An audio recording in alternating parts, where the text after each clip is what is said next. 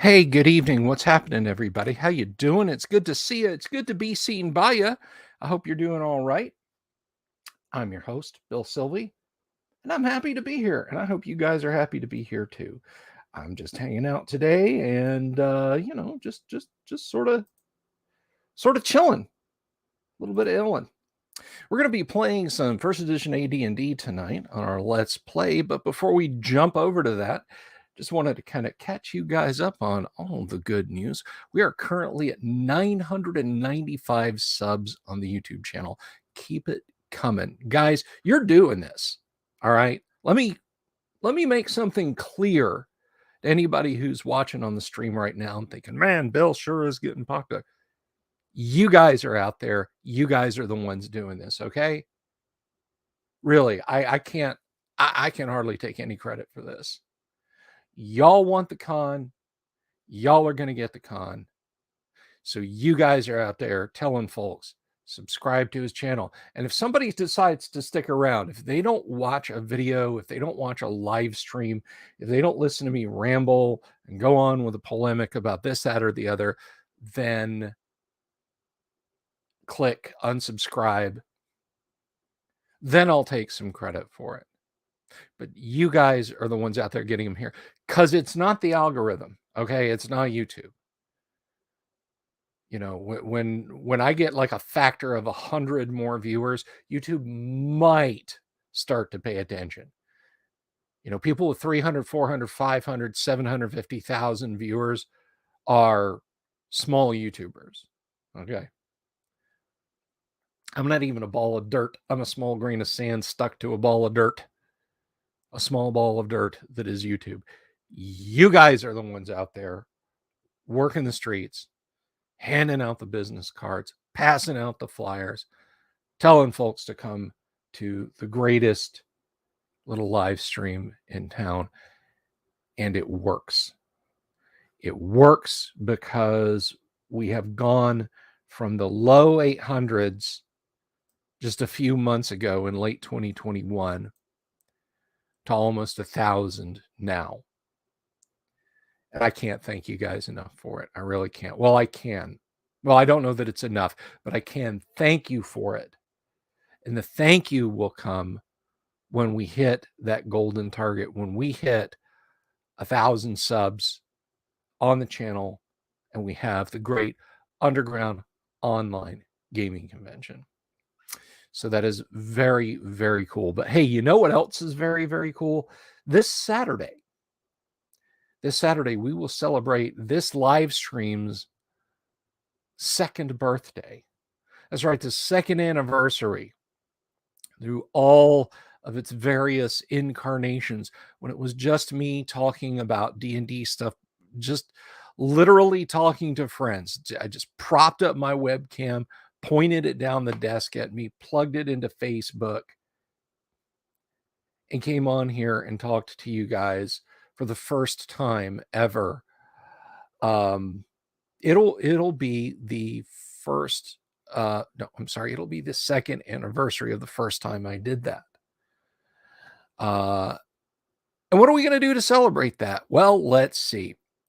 I'm going to be streaming all day long, all day right here for you guys to listen to watch, to leave comments on the comment section there.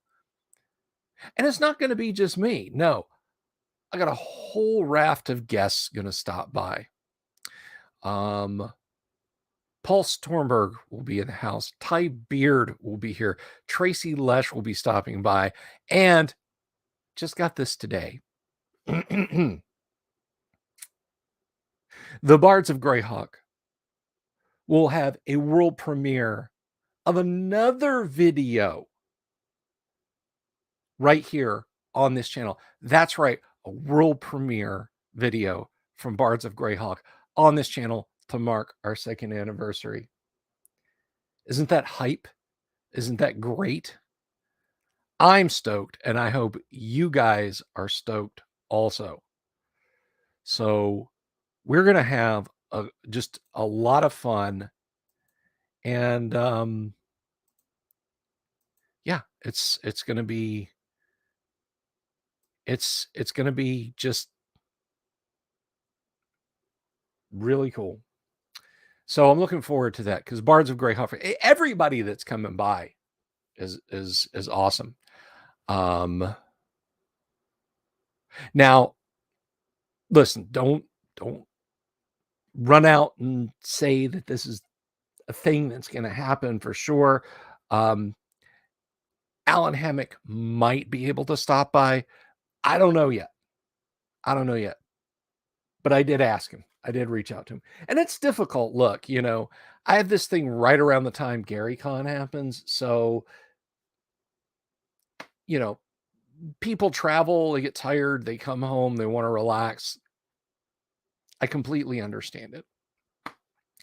So the hope is that Alan will be able to stop by. But, we're going to have a lot of people on regardless. And it's going to be a trip. And I'm looking forward to it. I really am looking forward to it. I hope you guys are also. Again, it's y'all that are making this happen. You guys are the ones that are making this happen. Because right now, as of right this minute, let's see.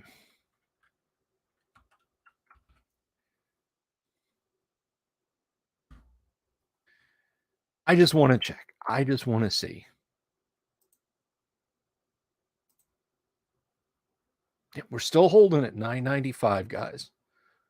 You guys are doing it. Now, this week, not counting Saturday. Saturday's really more of a weekend thing. But this week, tomorrow night,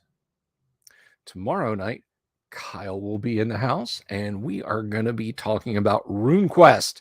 Kyle's going to be driving, and we're going to talk about RuneQuest. Hail, Michael Connor. Unbreaded slap to you, my friend. So Kyle will be here talking about RuneQuest. We'll hopefully be able to get Kyle in the house for the big Saturday thing. Not the entire thing, obviously. That that would be a bit of an ask. Since my show will basically start at the equivalent of 3:00 in the morning, I think his time. I could be wrong about that. It could be a little bit later.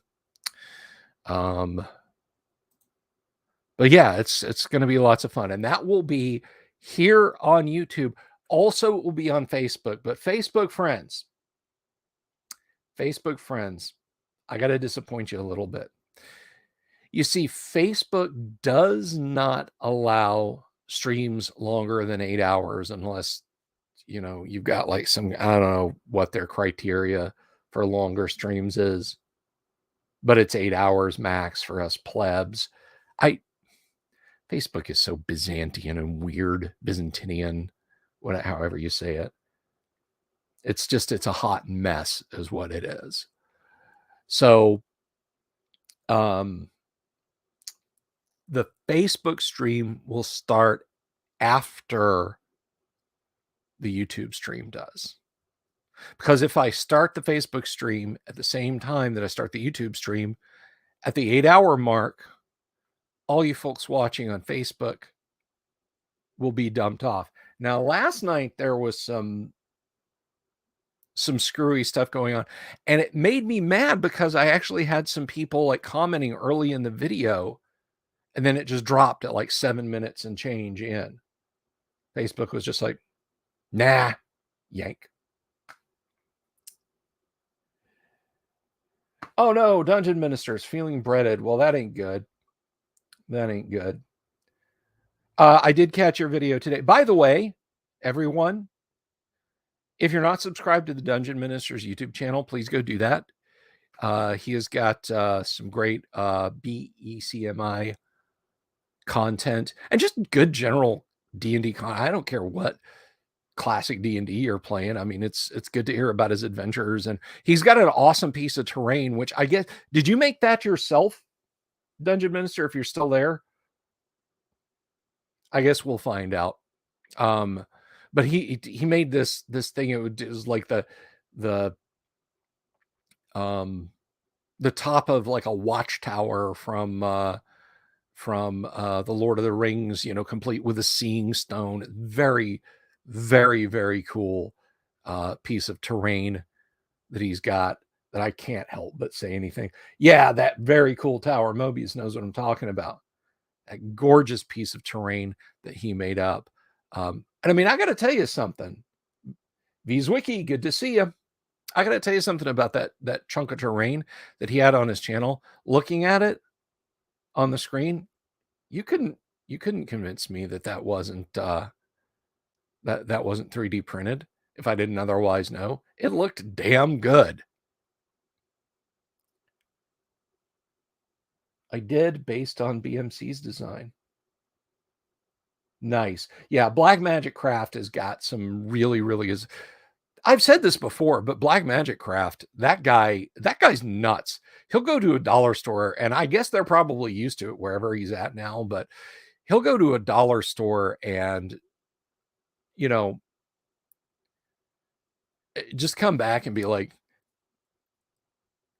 can I make 22 square miles of dungeon terrain with this? And dumps out like 2 rulers, a few sheets of foam board, some Elmer's glue, some black craft paint, Mod Podge, and a bunch of little rubber soldiers or, playset figures. Now, if you've ever watched any of his videos and you see him do that and you go, yeah, nah, that ain't going to look like it. Trust me, the answer to that question is yes. The guy will just go nuts and just like, you're like, that's like a 20-year out-of-date discount store pro wrestling figure. What do you mean you're going to make it look like a storm giant? End of the video, it looks like a storm giant. Have a good one, Dungeon Minister. Hope you're feeling better, my friend. But yeah, Black Magic Craft is great stuff, and Dungeon Minister basically followed his instructions and built a cool tower and showed it off on his video today. And it's proof positive, as much as I talk about 3D printing and, resin and SLA and your settings and oh my gosh, and the toxic, all you need is just some stuff and a desire to have cool looking D&D-ish terrain on your tabletop. And I got to tell you something. I got to be completely honest. I don't know what we were or weren't paying attention to back in the day.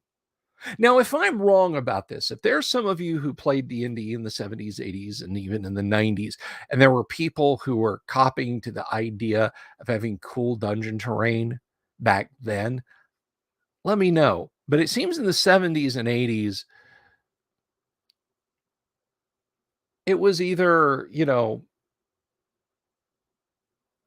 theater of the mind or maybe like battle mat type stuff. But I don't recall anybody back then. I know that practically nobody sold pre-made dungeon terrain. And I think the closest I came to dungeon terrain back in the day was, and I was talking to Alan Grohe when he and I were hanging out a couple of weeks ago. And it didn't stink up his house. Yes, that is correct, Mobius. But I was talking to Alan about this. And our conversation turned to the MPC. MPC was a model company. And I don't know when they ceased to exist. Maybe it was Monogram. Was maybe that the same company? But they got a license from TSR to produce 2 huge play sets. And their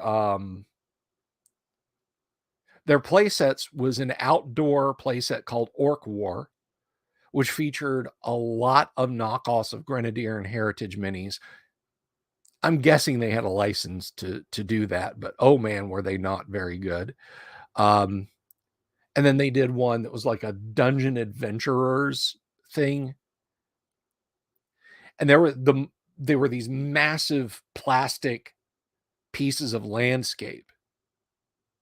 Like you could stick them together, like the castle butted up against a dungeon, so your party could go up into the castle and then go down into the dungeon. There was a red dragon, a shrieker, a carrion crawler. I think there were supposed to be some goblins, a giant spider, just a lot of interesting stuff. And I had one of those in the 80s and it got ruined because I painted it with testers enamels and then decided I wanted it a different color. And well, the only thing that takes enamel paint off is paint thinner. Guess what that does to thin polystyrene plastic?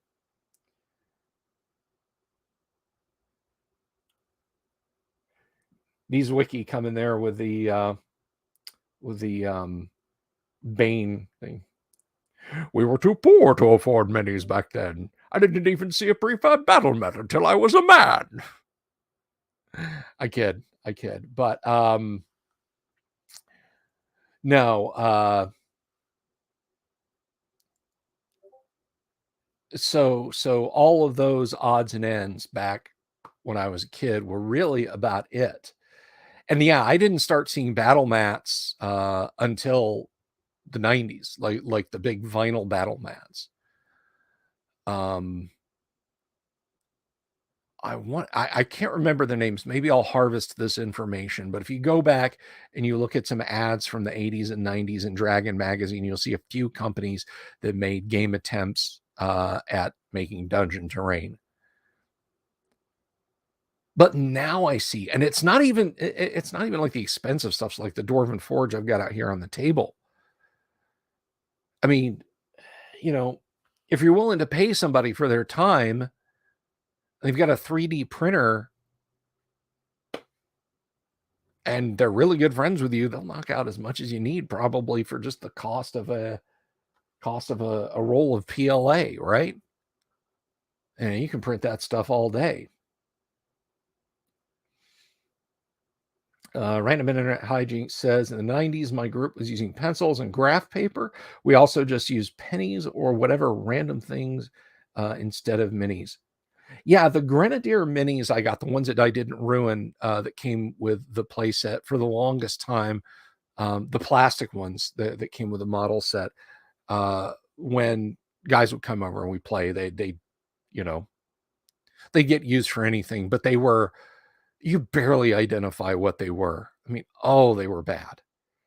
They were not good castings. It's like they put one in a vacuum form thing and sucked the polystyrene around it, cut it off, and then said, okay, this is the mold. Like no attempt to clean it up or give it any better detail. So it was pretty rough. Pretty rough.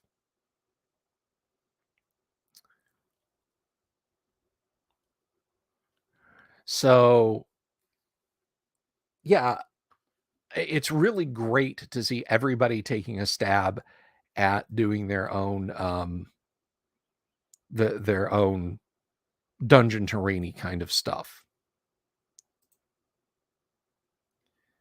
these days. At least I like it.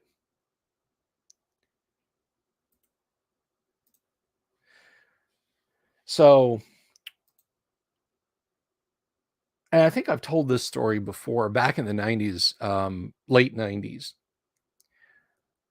I did sit on the fence and I was like, well, there are these molds you can get, and you buy dental plaster and you make your own dungeon tiles, but Dwarven Forge is pre-made. I thought long and hard about, would I really get into making my own dungeon tiles, or would I end up with trays of molds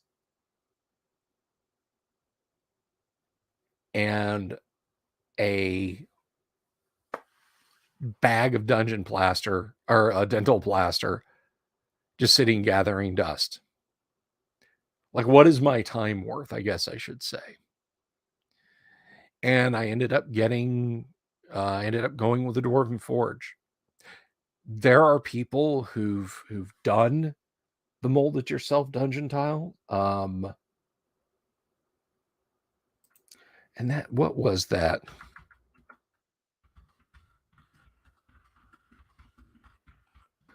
Let's see.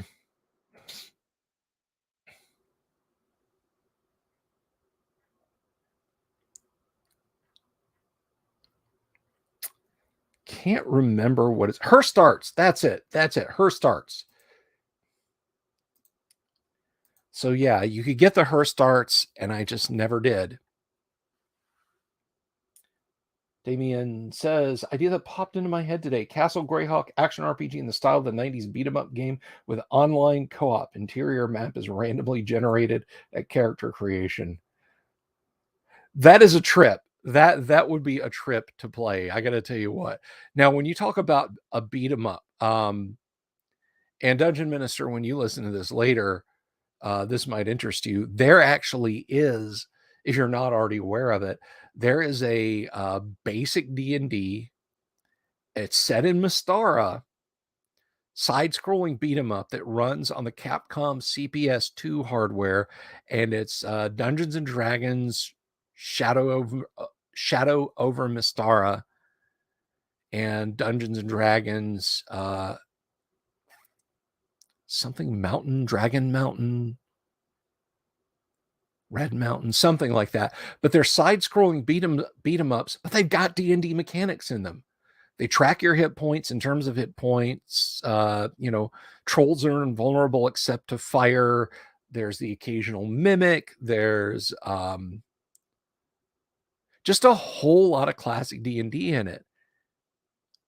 And you can literally get enough people on the machine, Shadow over Mystara, yeah. You can get enough people on the machine to play a D&D party through a side-scrolling beat 'em up. The art is beautiful. It is a perfect balance between Western fantasy art and anime-style fighting game art. They're available on Steam, by the way.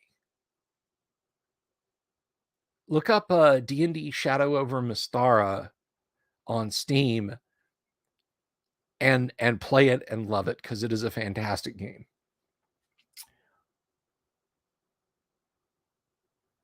Yakov, first time catching this live. Hello, good to see you. A recap of the campaign stuff going. I haven't really done any recap of the campaign, because most people watch it here, and most of the audience of the campaign here. I would almost have to offer you guys. Is that something you guys would like? Maybe as a patron thing. Ooh, maybe I could make this Well, no, I don't want to lock it behind a paywall. I tell you what, if there's enough of a call for it, I will start writing up summations of the campaign. Tower of Doom, that's it at Random Internet Hijinks. Tower of Doom was the other one. Shadows over Mystara and Tower of Doom. Thank you. But Yakov, I will gladly somehow, somewhere, I will link you to the document or whatever about what goes on in this game if you're interested. If that sounds like something that lots of people would be interested in. So my Monday night game was last night, and there's really last night and the previous week, there's not a lot to talk about. The party left the Lost Caverns of SojConf. One of the reasons that they left was they kept stepping into things that kept almost killing them after they had dealt with Drelsna, and said, well, wait a minute. Are we slowly getting whittled down here? I mean, we know Drelsna could be loose, but her coffin, or she might have another coffin in here, but chasing us back down the mountain, she's going to have to find a place to hide out in the dark, and she's not going to get any rest the whole time. So the party quit, and what I think the final nail in the coffin, no pun intended, this group has a Daern's Instant Fortress, which, if you're not familiar with AD&D, or at least that magic item, a Daern's Instant Fortress is a small metal cube. When placed down on the ground, and the command word is given, and you're all clear. It grows into a 20-foot tall tower that is, I think is it 30 feet tall and 20 feet on a side? I don't remember for sure. But there are places inside the Lost Caverns of Sojkamp where putting up the tower and creating a defense is perfectly reasonable. Now, if you're asking me as a DM, why would you let them do that, Bill? Aren't you, all punitive and I'm out to get the players? Well, no.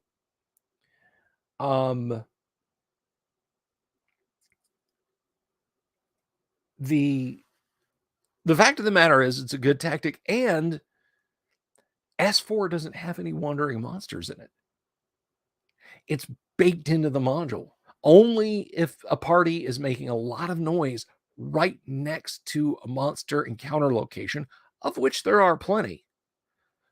But as it would have, the party cleared out all the areas around the caverns where they would put up the tower, and thus they were safe. Well, after they dealt with Drelsna and were looking for her because she flew away when they turned her, and then they packed up all of her treasure and ran. Now, there was an incident in the fight.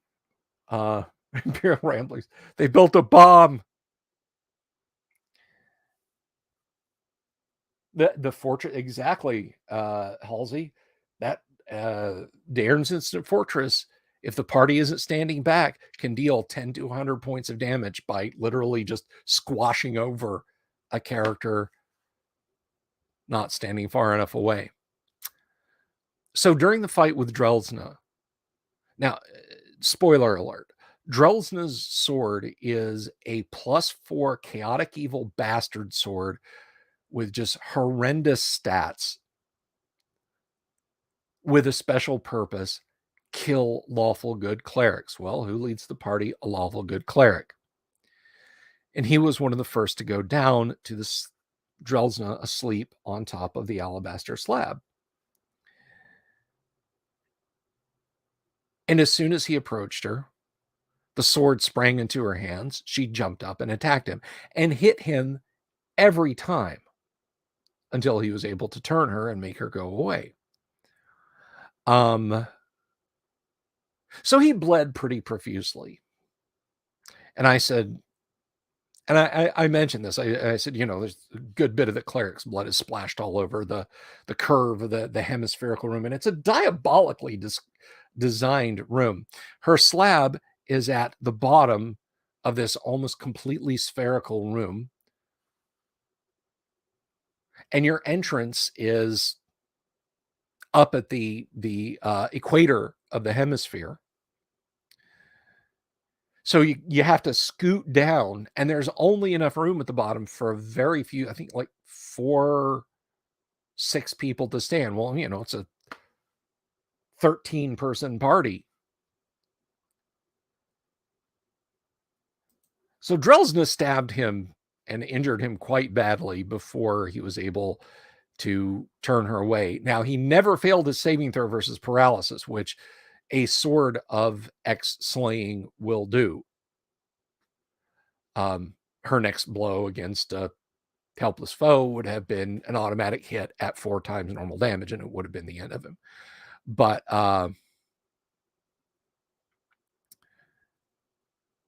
so yeah, he bled profusely. The party drives her off, gathers up the treasure, leaves, hunts her for a while, and they're like, well, maybe she went back. Yeah, we poured holy water. We smashed her coffin. We poured holy water in it. We put holy wafers in it. Sanctified the entire room. Maybe she's got like a coffin under that one. So they went back. Everything was as it was when they left, except the massive blood stain is gone. And the ranger goes down and checks it out. And I tell him, it looks like it's been licked clean. So they were like licked clean. That's That's nice. That's wonderful. So they continued to hunt Drelsna, trying to use locate object on her sword. The cleric was casting locate object, and he was intimately familiar with the sword at that point. And so finally, one night when they're camping out in the dungeon,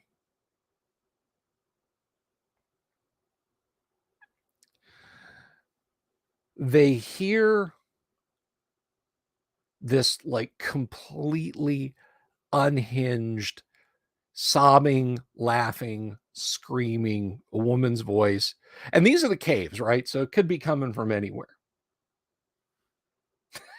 You can't dust for tongue prints. I understood that reference. Yeah, the police said it was best left unsolved. But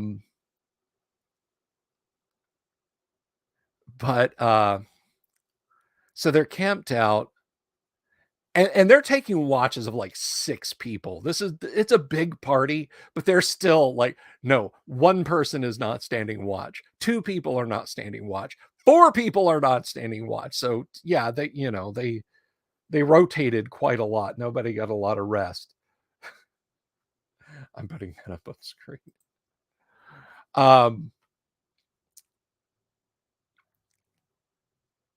And they hear this cackling, screaming, sobbing somewhere in the caves, somewhere around them, echoing off the walls.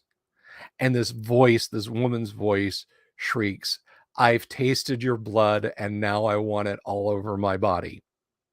So they're like, well, you know what? It's been fun to Drelsna, but we have to leave. So at that point, they packed up and they, when danger reared its ugly head, the brave adventurers turned and fled and headed back down to the elven city of Highfolk, where we've spent the last 2 sessions going over the massive, massive piles of loot and all the experience points that they've been racking up. I've got pages of notes from every encounter doling out XP to them. So they hauled a king's ransom out of the place, and some players did, in fact, level up. But the last couple of sessions have not been really encountery very much.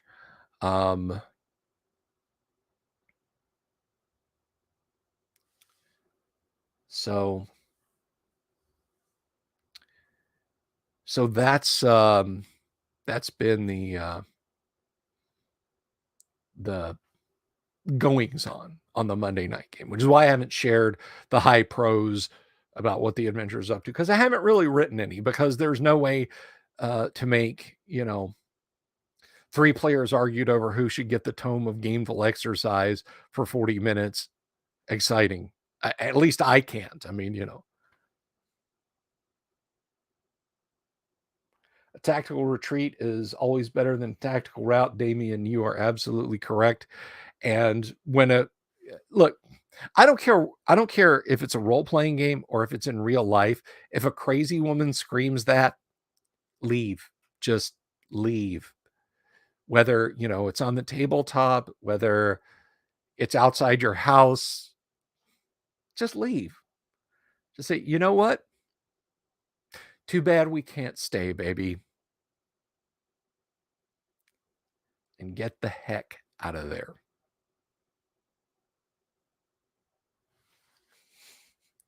You can't dust for tongue prints. That's still funny to me. Good Lord. So and I got to say, without hesitation, and I've said this before, one of my players, a dear friend of mine, who games in the Monday night game, she said, I find D&D to be needlessly difficult and punitive, but you make it a lot of fun. So I play in your game, but I wouldn't actively seek out. No, she didn't say D&D, advanced D&D. She said advanced D&D. She said, but I wouldn't actively seek out an AD&D game, but yours are good, so I stay. And I take that as an incredible amount of flattery. I'm going to let the mask slip a little bit, guys. I like it when the players succeed. I like it when I throw the hardest possible challenges at a group of players and they succeed. I really do.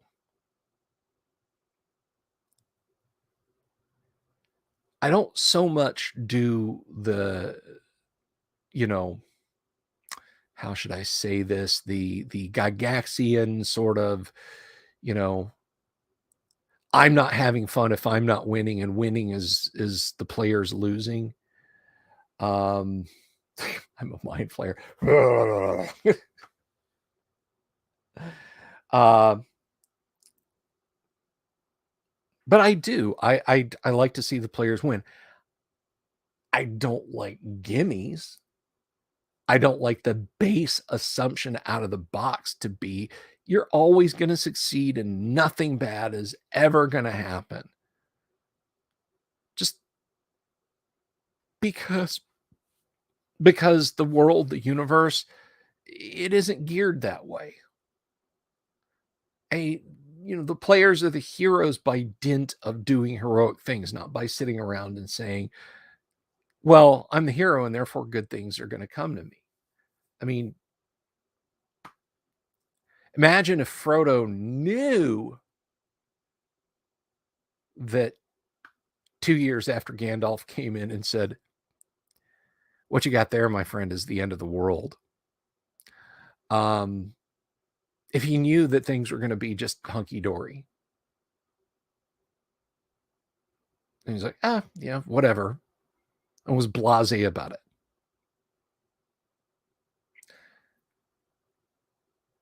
So I never in my games do I ever go at the players to any degree that is too hard.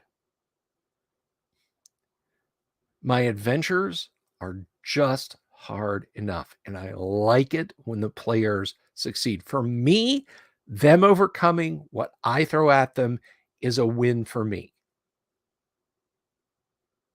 As I've said before, I can wipe a party out like that.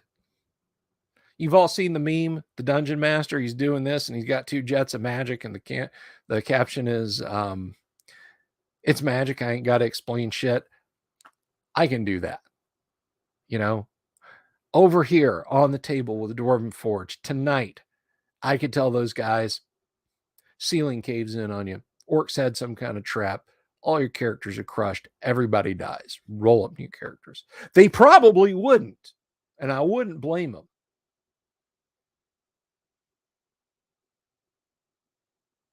I wouldn't blame them.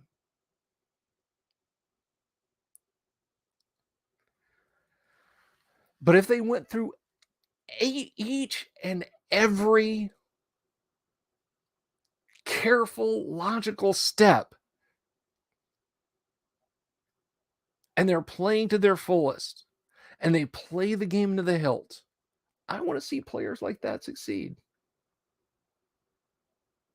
I want to see players like that succeed. Lord Corion's in my game. He's just trying to get us not to look up this session.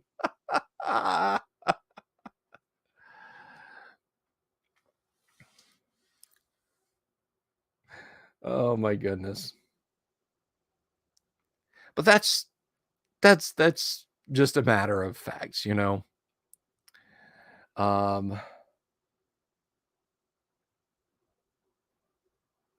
Yeah.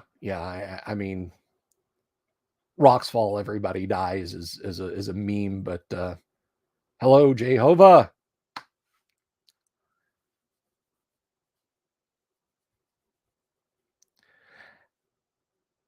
But anyway,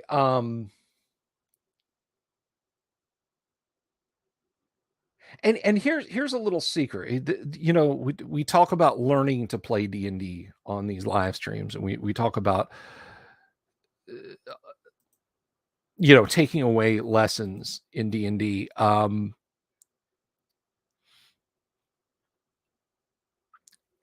I'll tell you, there's in the Dungeon Master's Guide, and I can honestly not remember if we mentioned this. Let me see.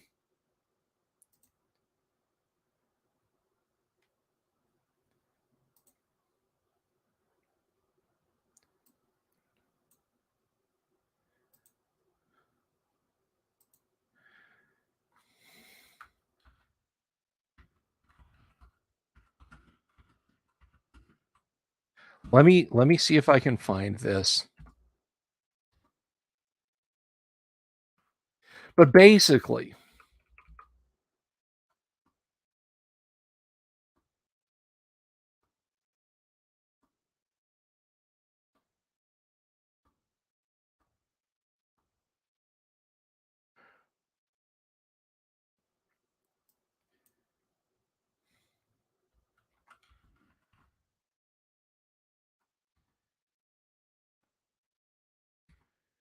find this. Okay, so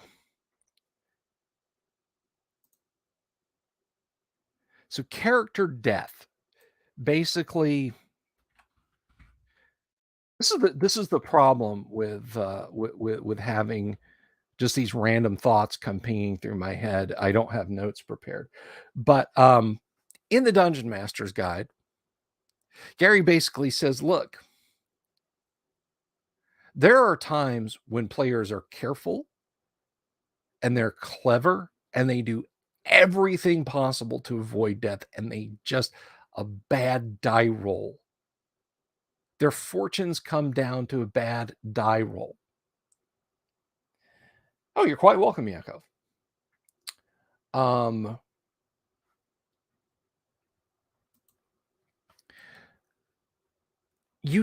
You as the DM, remember it's your game.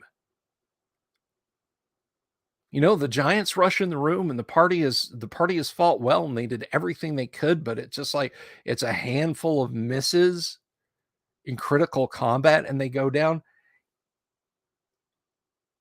You don't have to kill them. Maybe the giants want them alive for sport.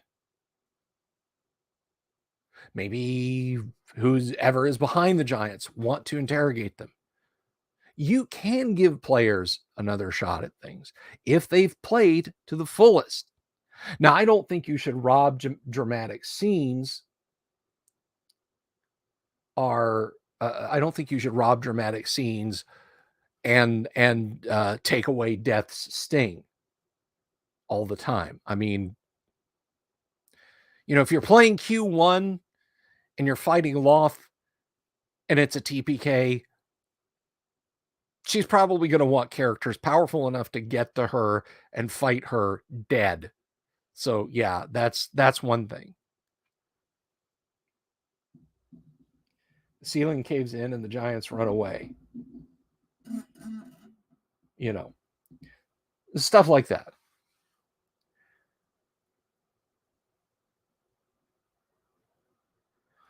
But the point is, it's easy for me to off a party. The difficult thing for me is keeping a party alive and still challenging them.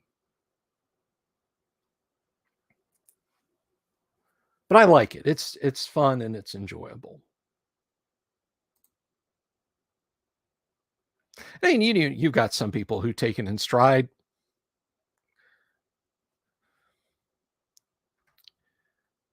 Oh, that was the wrong thing. Sorry. And some people, take it personally. And I just hope that the folks who take it in stride have fun, and the folks who take it personally will at least take a minute to reflect, right? Right. But tonight we're going to be playing, and I got I got my camera issue, my Logitech camera. It's, again, remove it from the system, re-add it to the system, reboot, plugged it into a different USB port. So I'll be switching some lighting around and so on and etc.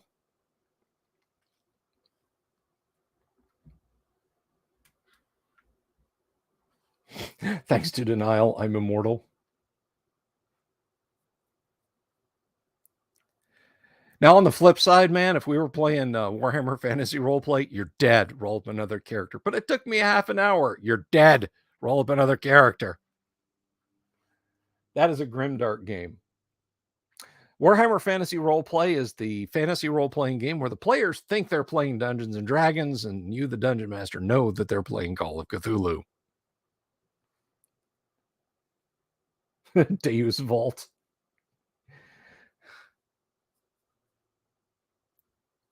God locks you in a safe. No, I know what you meant, Ricky.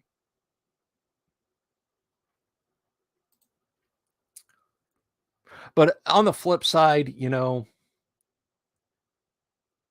one thing that like I don't like, and I get this was like a turnoff of later first edition, and it did start in first edition, guys. Let's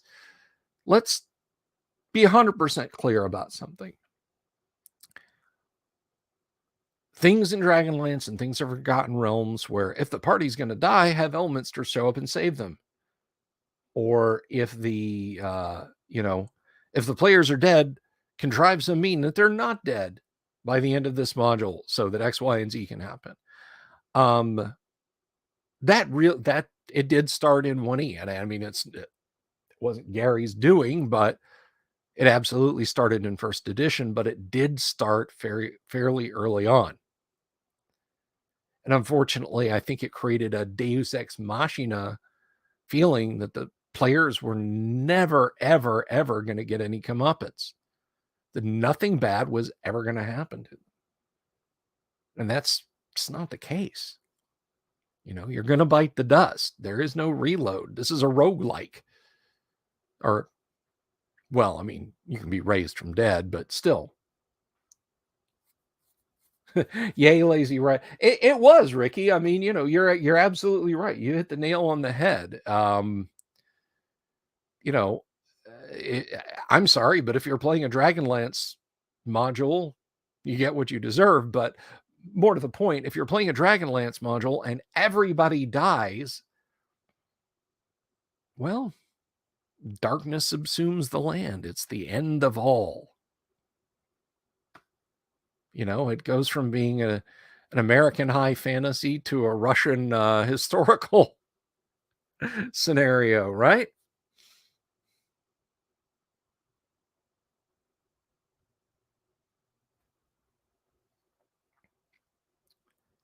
So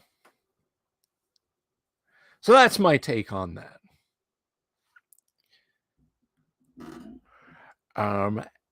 We're coming up just about on time to start AD&D. Seventh Seal is broken, Morkborg style. You are like the fourth person to talk about Morkborg. I'm starting to worry. It's just starting to seep in through the seals. It's like, oh no, it's gotten in. I got to give that a look one day. I thought that was the planet that Robin Williams was from in Mork and Mindy, but apparently that's not the case. But yeah, we're getting up on towards you live Morkborg just as your lifestyle gets up, slays a frost giant that's killed half his family, goes back to bed. But anyway, I do want to take a minute. I want to thank our patrons. And if you're new to the show and you want to support us for as little as $1 a month, we have a patrons only video dropping tonight. The first patrons only video. The second one drops Thursday night, and then 2 more next week and 2 more the week after that. And a couple of adventures between now and then. Those are going to be the cool things that the Patreons can get. Planet Cocaine. Yeah, no kidding. But anyway, So if you want to jump on and support us on Patreon, right there's the link. But I want to thank the folks who do support us on Patreon. And that is Digital Discord, Joshua Garlock, Lord Corion, Ricky Maru, Mobius, Kevin Reynolds, Doomsword, Deathmaster, Mark Simpson, Damien247, James F. Keck, William Smith, The Dungeon Minister, Manny Wall, Mark Corey, Kevin Wood, and Todd Sharp. Thank you all very much for supporting the show. It is greatly, greatly appreciated. Now, to that, in the 90s, it was styrofoam and a heat knife. I think you're going all the way back to talking about terrain, Michael. But to the question, because people had asked me, hey, will you do this thing so we don't have to send our money to Patreon? I have signed up for Subscribestar. They're apparently in the process of judging whether or not I get to be on Subscribestar. And as soon as that is free, as soon as that is loose, as soon as that happens, it will be active and you can support us on Subscribestar. And I will put the link in the crawl there underneath. So that's a thing that's going to happen. So let's see here. Let me just see if I have a message.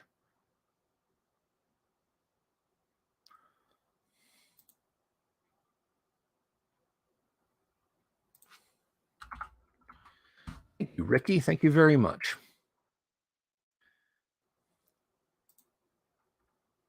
All right, ladies and gentlemen, for those of you who got pinged by YouTube and saw something that said, let's play Advanced Dungeons and Dragons First Edition, that is about to happen. I am going to, first of all, I'm going to bring our esteemed players into the chat, of course.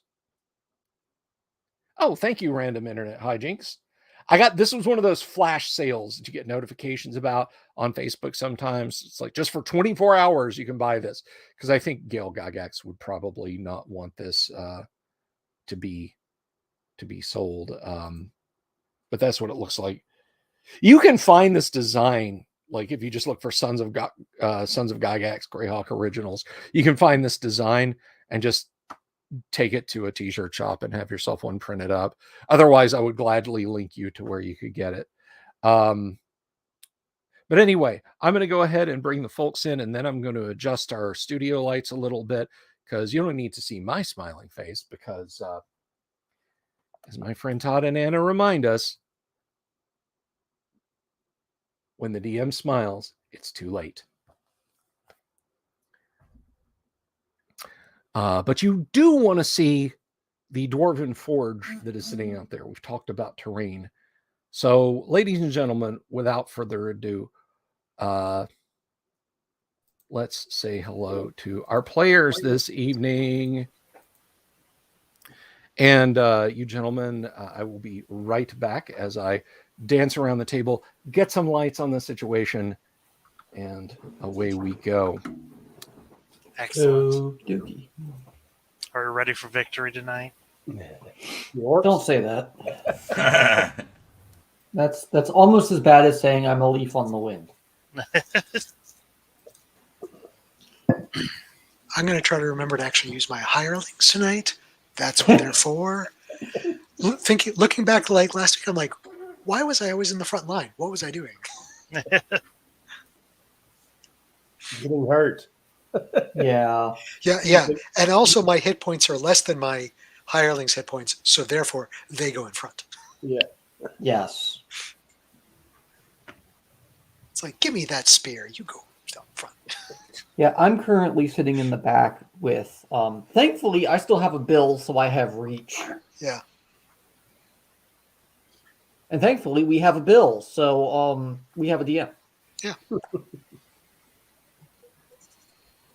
He's busy casting light spells. Indeed. He's casting focus. Now, if only he cast Zoom so the blind kids in the room can see. You know, one thing I don't like about StreamYard is that I can't full screen our image. Mm-hmm. You know what I mean? So it doesn't help me. I can zoom Oh, in. yeah, no, I get that. Yeah. Oh, in the bottom right, it shows full screen for me. Yeah. Does it? You can, There it is. Excellent. it still doesn't. I would like it a little bit bigger, but Yeah. Hey. Good evening, adventurers. How's that dwarven Oh, that's forge us. view? Hi. Everybody seeing that okay? yeah. Is that a Doom loaded looks question, Bill? excellent. All right. So when we last left you guys, you had sprung a bit of an ambush here at a choke point. And if you can see the laser pointer there, kind of where I'm indicating. Now, once again, for the sake of expediency, we are using a guidon rather than a bunch of full figures. So we're just using Doomsword's Turgo miniature there. But also, were you falling back to this point to form a choke point to grind the orcs into paste with? I seem to recall there being some discussion of that. I believe we were falling back. So You already have them at a choke point right in this room where we Okay. can get more spears on them. I just don't want to be between the doors. Yeah. Yeah, I think that was it. Is we just don't want to be between the doors. Okay. So if we fall back to that first doorway, like not around the corner, but just in the corner. So you're talking here? Yeah. Okay. I will put the guide on there, and there you hear the tramp of hobbed shoes and boots and the shouts, angry shouts of orcs. Of course, Average, you speak the black tongue of the orc, and they're screaming, purge them, kill them, chop them, eat them. Their tongues are actually pretty white because they need to brush their teeth more. But little fungus on the. Yeah, I gotcha. I would like to state that Average is in the second line with his bill to reach around my followers and stab people in the butt. Yeah. And Genin will be in the second rank as well, given his followers have more hit points than he does currently. Do you have a spear? I do when I take it off one of my hirelings, yeah. Okay, that's fair. Yeah, that's why I was like, here, give me that. Alice, in front. Yeah, I can use the spear, I just don't carry one. That's fair. I'm still not entirely sure how Sir Average carries his, but Don't ask where he puts it. yeah, right. He ties it in his beard. It becomes the horns for my helmet. That makes the inner history major in me cry. Okay, PSA. Horned helmets aren't a thing. PSA over. The more you know. It's like that and double-bitted axes. I hate both. Or like why fantasy warhammers have to be huge. Like real life. Remember, this is a game. I know. Take a breath. I did. I took several. Okay, so it is a bit blurry, and I apologize for that. Maybe we can upgrade the camera one of these days, but there is the guidon, which indicates the party's skirmish line.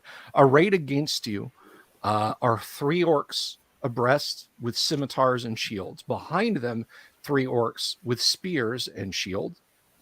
And standing behind them, urging them on to the fight, to quote Lemmy from Motorhead, is an orc that is larger than the others. He is yelling admonitions, and you think that behind him is a larger body of orcs. So you have moved back into that position, and they have followed. So let's go around the table. What are Valoric and Bajibas doing? If Valoric can reach between the spearmen, he'll, I guess, stab at one of the orcs with a short sword, or if not, then he'll stay back with the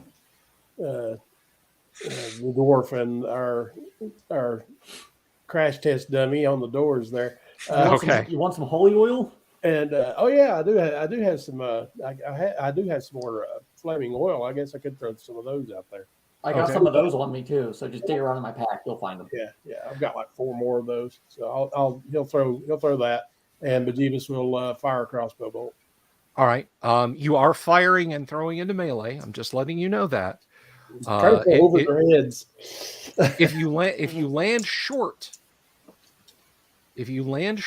on a scattered flaming oil throw, it could damage one of your own party members. I'm just letting you know that. I'm just fairly warned, be ye says I. Okay, how about Lynx?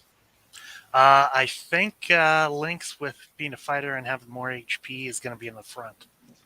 Okay, and Average is in the second rank now, is that correct? I have a polearm, yes. You have a polearm, yes. So how about Jinan? Jinan is also in the second rank with his spear. One of Alice has stepped in front of him. Okay. And Turgo is standing by with crossbow? Short bow. Short bow, rather. Yes. Back in the back with the rest of the wusses. Okay. DM. Yes, sir. Our followers, I guess, can my followers with spears hang out with Jinan and myself and stab? Yeah, Can how we many get how many across can we get in these? Yeah, how many across? Okay, so where you're at right now, your followers with spears would essentially be a third rank, and while they could defend you if the first rank fell, they can't fight up to the first rank. They need longer spears. They need longer spears, exactly. I would say something about I'm going to need a multi-thousand-word report on exactly what kind of polearms are appropriate here, but I suspect you've got one to hand already. I can give you one. I have a 15-page paper on the. Actually, that's probably a 20-page paper on the French pike. It can be on your desk tomorrow morning. No, you give it Try now. me. This is now Dungeons and Discourse. Try me. Bring it. Let's go. I was telling the group last night that as we were counting up XP and treasure, I said, tonight the A will stand for accounting. So it may well be, that becomes a thing. But at any rate, so we'll start. 13 feet, by the way, Bill. I'm sorry, 13 feet? The length for a lance. Okay. I got you. 13 feet. Light lance or heavy? Technically speaking, that would be a cavalryman's lance. So you would call it a heavy. Okay. All right. My D&D nomenclature is a little different from historical. I get that. All right. So, James, why don't you go ahead and roll initiative? You'll start us off. I had one quick question still, Bill. How many Yes. people across can we have in each one of our ranks? Each rank can fight 3 abreast. Okay. In So, a 10-foot wide space, which is essentially where you are now. okay. Then does one of Average's hirelings step forward, and one of mine will step with Average and I. So Okay. Yeah, so it's follower, follower, follower, me, you, follower. yeah, well, Lynx is up front. Yeah. Okay, yeah, follower. Lynx, 2 followers, Average, Jinan, and a follower. Yes. Okay. All right. James, all do it. planned. Roll initiative. Roll the 5. The party goes first. Missile fire goes first. Thrown weapons go first. Ooh, a 19. 20. A 19 and a 20. So let's see. You are all medium sized. So orc and orc. Okay. No players were hit. So the Right, 19 hits. That is 2d6. That's 8 points. Okay. Were you throwing that over or directly into the skirmish? Well, you know what? It's kind of, it's just pull the pin and pray. So Yeah. I'm gonna, let's see. Roll a d4. It landed in the first rank, directly in the middle. Okay. That orc is now screaming and trying to beat out the flames and whatnot. And those of you in the rear who cannot see what's going on are wondering who's making hot dogs in the dungeon right now. Hungry. What smells like burning trash can? Yeah. It smells like a wet Muppet has been set on fire, wrapped in old newspapers that have been locked inside an abandoned car. It's awfully specific. Yeah. Sounds like Bill's been to a con before, because that's what they smell like. Okay. So Arrow, go ahead and roll your damage for Arrow. 1. 1. Okay. All right. And again, you're just firing into a swirling melee, so that hits the orc on the left-hand side of the skirmish line.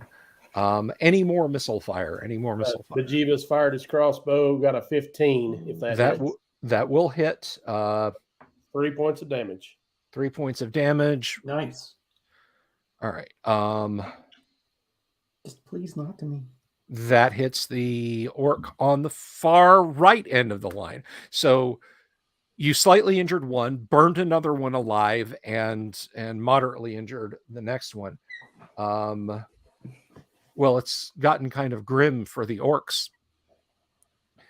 So that was the first missile, first melee. There are 3 orcs. One of them just sort of steps over his charred fellow, who is still burning, by the way. Actually, so he doesn't have to step up. He's still got a spear. Our turn. Yeah, it's melee for you guys. So go ahead. Um, No, I knew you guys were going. I'm just... both my followers miss. I do 9 points of damage to an orc. You slay an orc. So there's 1 orc left in the front rank. Will a 16 for me hit? Yes, it will. Will a 15 for a follower hit? Something stupid edge cases. I something. know. Yeah. I am almost... We're just going to I hope it will. hop That's a over to factor of page 6. 74. Let's take a quick gander here. Actually, it was a 15, correct? It's not much of an edge case. Yeah, 15 for a follower. Level 1, 15. That will hit. Awesome. Then Jenin does 9 points of damage, and the follower does 1. Okay. Well, was that a particularly weak orc? No, it was not a particularly weak orc. However, you guys have slain 4 of the 7 orcs that are facing you, I think. Hello, front row. Goodbye, front row. Exactly. We hardly knew This is what we call in football, ladies and gentlemen, a 3 and out. Damien wants to know if a fighter could use a unicycle to joust within a dungeon. I certainly would like to see you try. Only if you've got a bard with a hurdy-gurdy playing, the merry-go-round broke down as he follows you. Okay. I want that to be my bardic instrument. So there's a bunch of dead orcs now.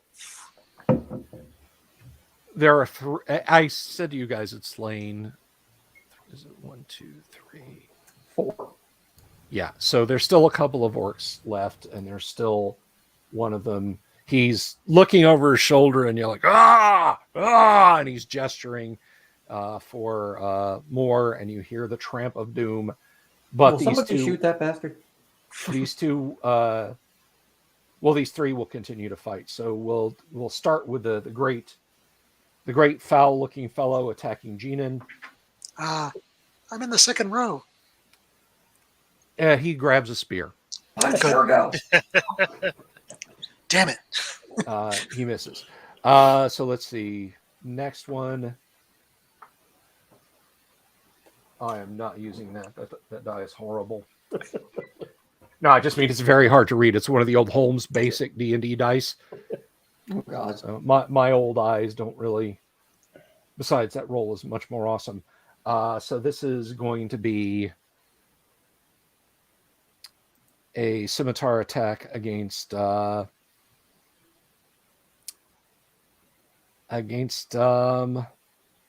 I think. Knew it when he paused. 2 points. And It's my 2 AC. Come on, man. Yeah, well. Wow, yours is a 2? Yeah, I got You're in plate what? mail now. Plate and shield? Nice. Plate shield. Nice. And do you have a fighting man up front? I forget who's up across the front ring. There's a fighting man from Genin and a fighting man from Sir Average. Ah, okay. All right. So let's see. Poor Nerm. He's gonna eat. Oh, it's Nerm again? It's Nerm again. Poor Nerm. All right, Nerm. To be fair, his armor class is 3, so like he'll be all right. A mere point of damage to Nerm. Okay. All right. He's got 6 left. Okay, so there are 3 orcs. There are more. You can hear rushing from this area. Second rank or second missile fires for anyone who can.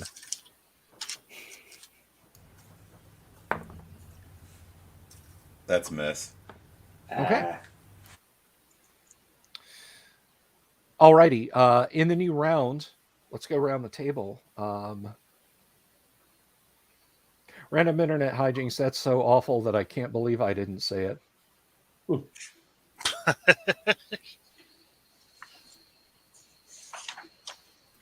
Good pun. Good pun. All right. Spanic off with your head. All right. I don't know. That's equally bad. All right. So are you guys just holding the line, waiting for the orcs to get there? I I'm think applying so. spear. Okay. The great orc is waving a group of orcs forward, and it's much the same. It's scimitars and spears. There are 2 plus him. So at least 7 more move forward that you can see. And there might be more behind them.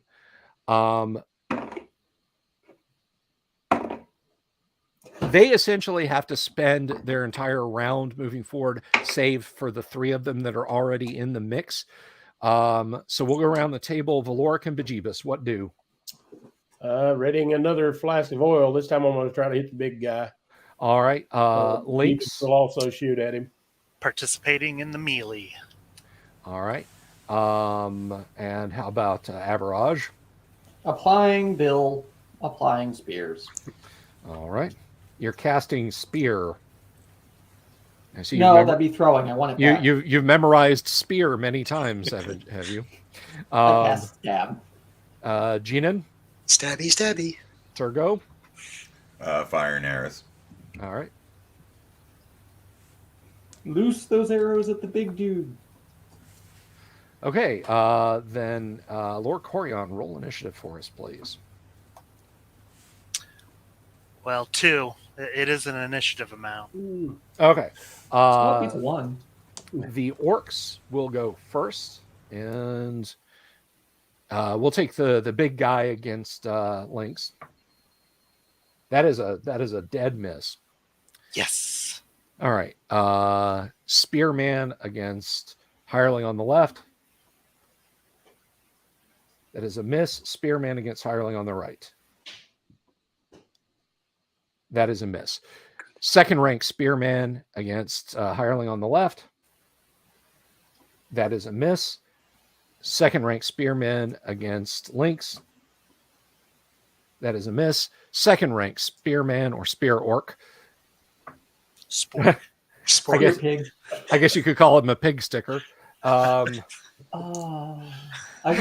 should name my bill that. So the orcs all missed. You fend off their blows. Missile fire, please.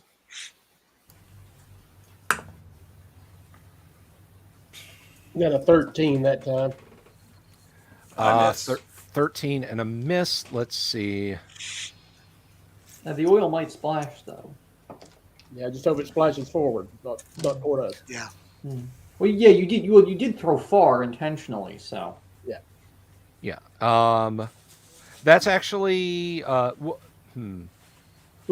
were you aiming at with the? Well, you weren't The really. big orc in the back. The big orc. Well, he's actually up front. Oh, okay. Well, that's where I Yep. was throwing it on. So we're actually going to. I'm going to have to do the splash bot real quick here. Let me just pull that But up. it's So always evil. I'll have to talk to the devs about it. 5 feet long right. So it smashes on the wall and the orcs kind of jump out of the way, but it does not land on you or them. Okay. All right. First melee from the front and then the second rank, please. What about missile fire? Um, Ugh. That One was orc all is- missile. one orc will die. Okay. My followers are ineffectual. Okay. Ooh. Everyone hits. Let me get you some damage. Get me some God, damage. somebody did. Bejeebus was firing his crossbow too, so Okay. I forgot about Bejeebus' crossbow. Genin does 8 points of damage. Dead. And his 2 followers do 2 points and 6 points. So one of the original remaining 3 orcs is now dead. Go ahead and roll Bejeebus' crossbow bolt. he got a please. 16 and 3 more points of damage. Okay. That was on the big guy. That was on the big guy. Okay. Yeah. To clarify, I did 11 damage to something. That's fine. You have turned that orc into 2 half orcs. Meanwhile, Bejeebus is over here. Sun's going down, big guy.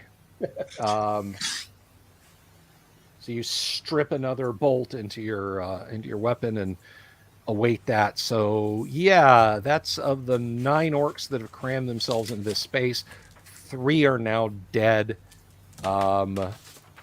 The big orc is wounded. He is still yelling, "Come on, come on! More! Kill! More! Only the weak are dying! More treasure for you! Come on, lads!"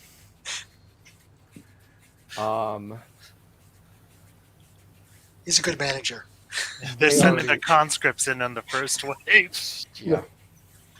Yeah, the orcs all have a white Z on their armor. There, I did. That's it. That's the only time. That's all the social commentary you'll get. So Put them in red shirts. It'll be fine. yeah.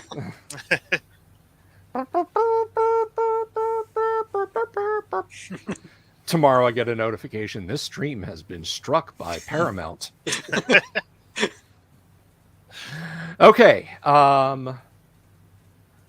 Second missile fire from the party because... Or wait. Mm-hmm. Yep. Yeah, I think you're right. second missile fire. Okay. For a second, I was thinking it's first missile fire, but a second missile fire. I'm gonna Second shoot missile that. fire. I'm gonna shoot that guy in the face. All right. Nail him, Turgo. Yeah, that hits armor class 5. That'll do it. Great. For 3 points of damage. Okay. He did not like that, but he's still up. He grunts and kind of staggers and is, ah! All right.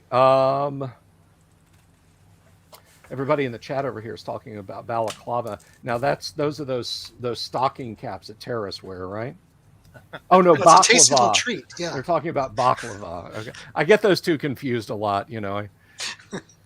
Scares the hell out of the people at the bakery, I tell you what.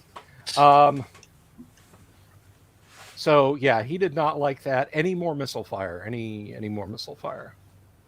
Nope. Alrighty.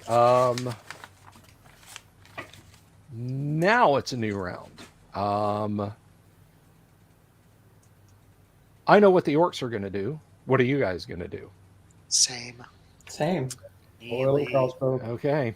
Same thing. It's working so far. For now. All right, then. So how about an initiative roll from Average? That's a 1. Aha. Okay, that's a 3. My boys, my white hand boys. Yeah. All right. All right. Sorry, guys. Against our good buddy, the man at arms. That's a miss. Against our good buddy, Lynx. That's a miss. I'm starting to hate this D20. I like it. And that is a miss. Second rank. Miss against man at arms. Miss against Lynx. Miss against man at arms. It's like that scene from Kadokawa's Heaven and Earth when it hundreds and hundreds of Japanese pikemen going at each other, and not a single person's dying. All right, great samurai movie. Got if you get that a chance to see reference. it. Thank you. That is an awesome samurai movie. I quite like it. It's a really good battle scene too, as long as Yes. you don't look too hard. Fun bit of trivia: the production company did not want to pay to ship the horses, the armor, or any of the props back home, so they sold them at like the horses at a good market price, but the armor for like literally like $1, the equivalent of a Canadian dollar for a full suit of armor to any of the locals who wanted to buy it. And because they fit the size of Japanese warriors at the time, because you didn't want to have, here's the stars of the film and apparently giant footmen standing behind them. They hired almost exclusively women extras, Canadian women, to play the warriors. So a lot of young ladies in British Columbia that Halloween went as samurai, I'm told. But anyway, so they missed you all. You guys do your worst. Is there any more oil to be thrown? Yeah. Got a 15 on that throw. He is on fire. Roll some damage. 4 points. Oh, okay. In the next round, he will take an additional D6. So he's not liking that. Bow shots, crossbow shots. I got a 7 on that crossbow shot. That is a miss. I missed with an arrow. Okay. Melee. Alatriste has some great combat scenes in it as well, though. Like, honestly, like good pike and shot scenes. Oh, cool. It's all in Spanish, though. Jeanin hits somebody for 8, and one of my hirelings hits for 3. The other one misses. Okay. Gina, the one that you struck, is dead. And as you're striking the first rank, where is Gina in the line, by the way? Is he on the right, middle, or left? I'm thinking he's in the right with Alice directly in front of him. Okay, so you slay an orc spearman. Your man-at-arms did 3 points of damage, you say? Yes. All right. Well, that's enough to drop Sarge. So the large orc who was shouting admonishment takes a spear through his heart and goes down. Alice gets extra pay for that. Yeah. All right. Hello, Mark Corey. Good to see you. Follower A does 3, follower B does 4, I whiff. Okay. That is sufficient to drop another orc. Oh, and your flaming oil landed in the second rank of orcs. I should point out. So yeah, that's a whole bunch of orc casualties. Is that everyone to melee? Yep. Second arrow shots.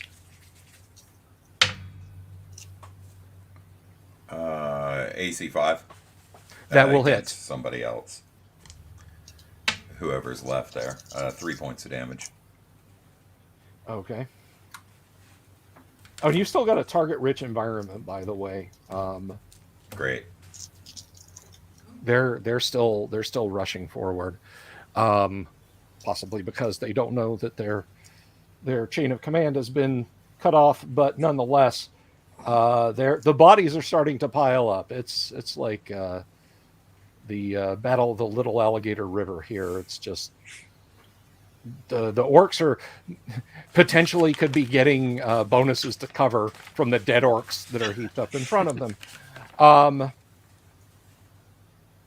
Retreat, there's too many dead orcs. All you little angels, rise up, rise up. Okay. They seem resolute. Their lines do not break. They continue to push forward.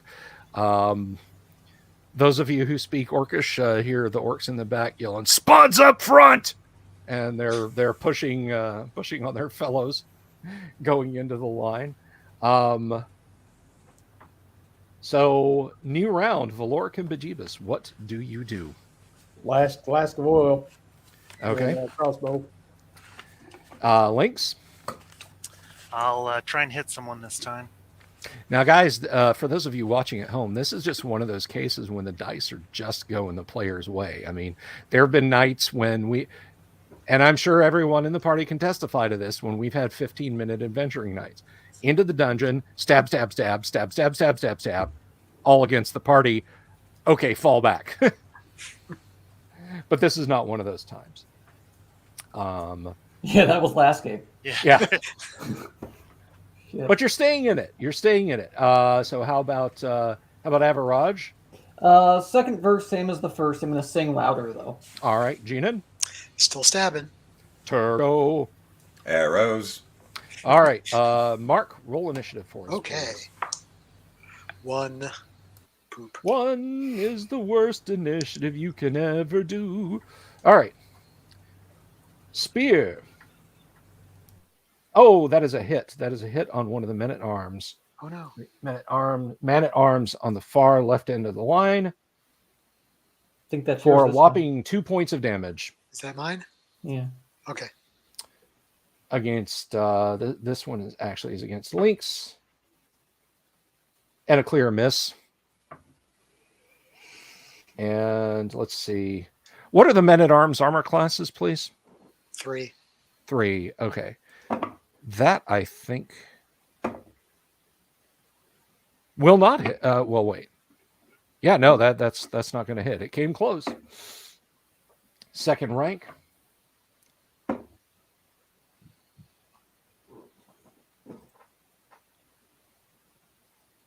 That is a hit on the dude on the left. And that is 2 more points. Oof. Okay. All right, middle. This is against Lynx. What is Lynx's armor class? I don't think it's good enough to avoid that. 2.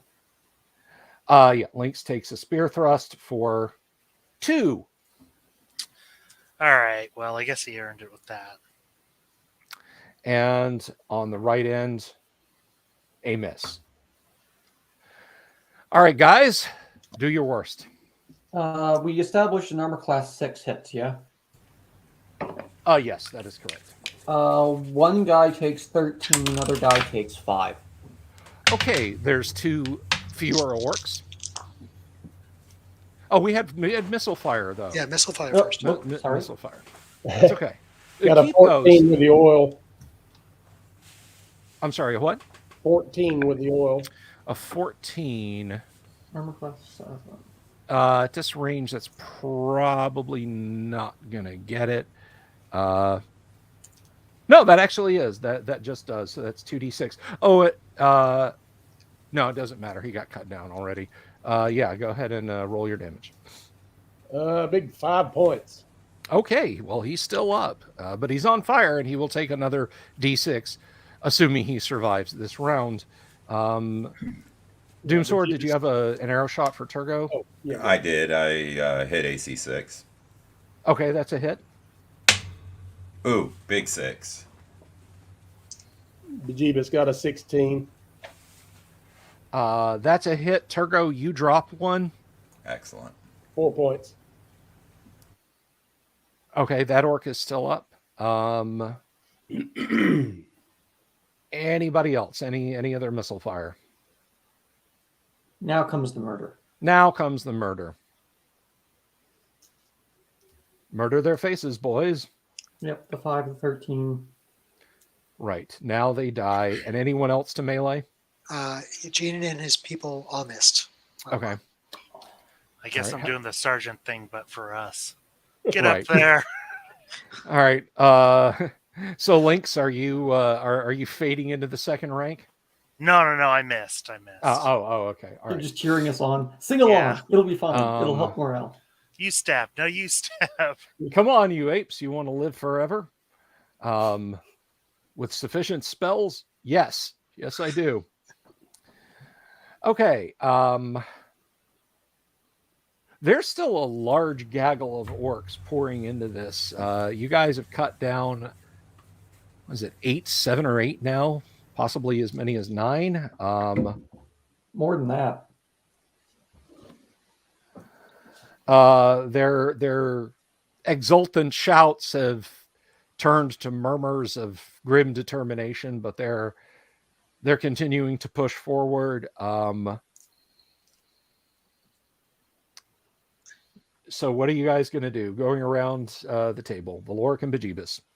Valoric's going to just try to bind wounds of anybody who's been damaged. I mean, he's out of oil. Okay.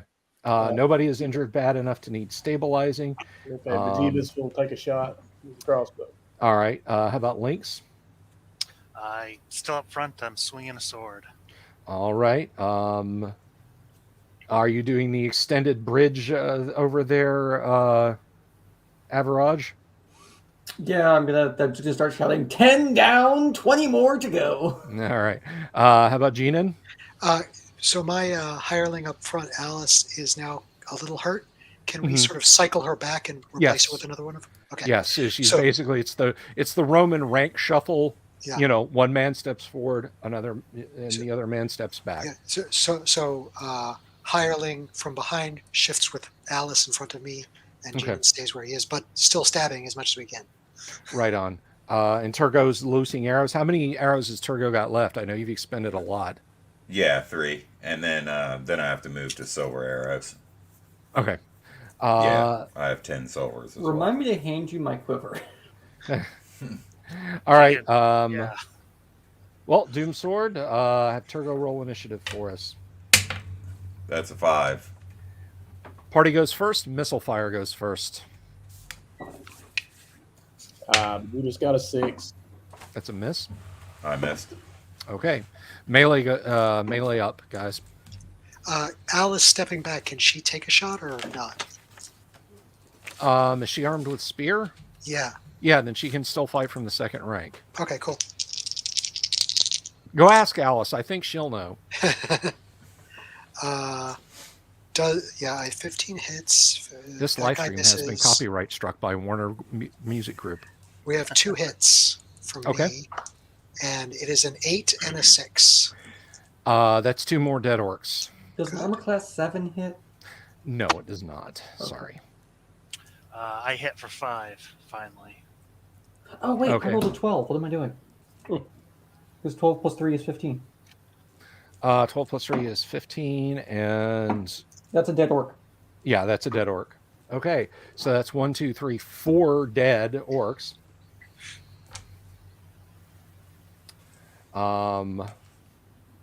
Yeah, you're starting to thin their ranks. They're looking a lot more hesitant. They're kind of like pushing the dead orcs forward with their spears a little bit. But yeah, they've still got a huge weight of numbers in back. Anybody else? Any more melee?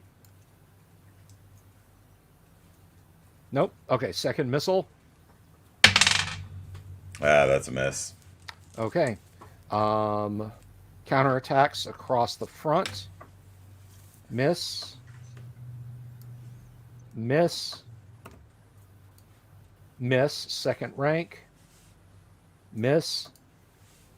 Miss. And a hit. All the way on the far right. Spear thrust takes a man at arms That's yours. for 5. Okay, he's at 1. That's Nerm. No, Nerm. We need him. A spray of head cheese as the spear gets Nerm right in the gut.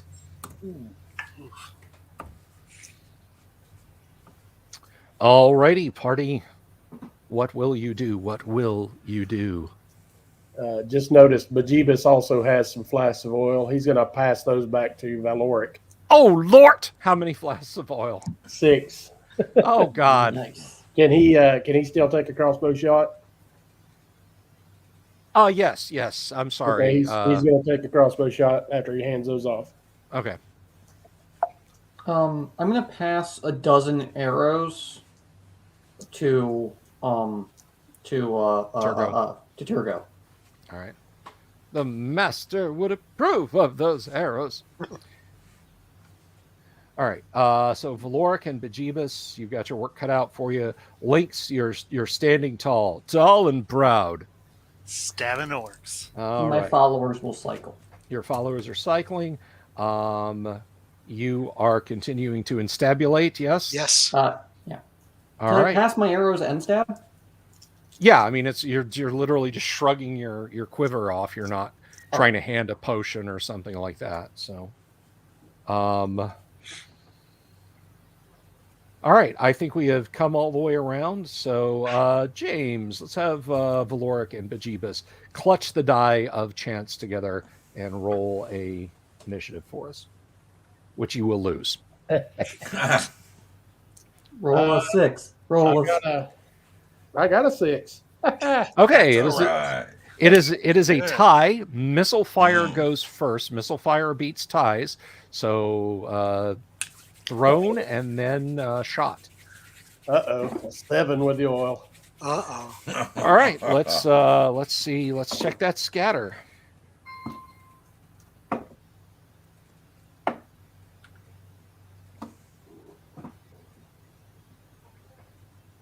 Uh, 6 feet over, does no damage. Just lands somewhere in the back of the orcs, and it is a miss. Arrows.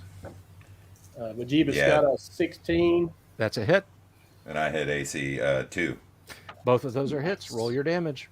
2 points. Okay. 1 point. They're still up. Okay. Spears are long, heavy weapons, so they will go. Any spear attacks will be simultaneous. Swords, unless they're two-handed, will go before spears. I got Okay. one person with a short sword, My follower yeah. missed. Okay. but they missed. I don't Okay. like any of these 20s. I All right. bound myself to this 1d20, and it likes either rolling a 4 or an 18. It rolled 2 20s on the test rolls, but then it rolled a 3. For hate's sake, I roll at thee. All right, let's see here.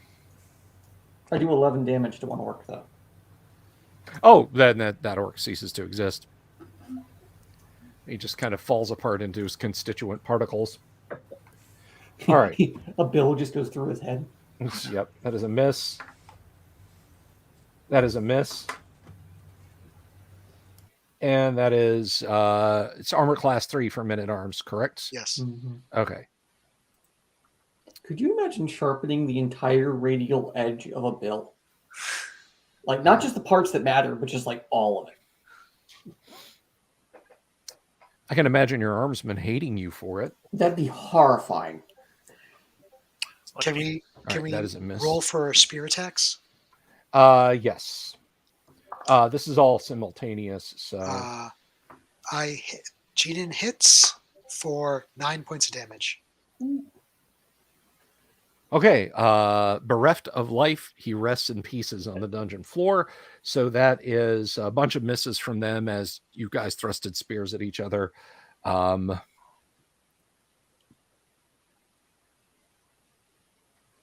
Still working. All right. The meat grinder is grinding.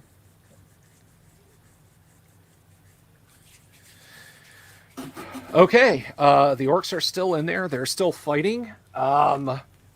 Do we get cover bonuses from the orc bodies? Yeah. No, you don't get cover bonuses from the orc bodies. I mean, if you had time and you wanted to attempt to build a very stinky rampart, a very stinky, leaky rampart, perhaps, but you don't have that time.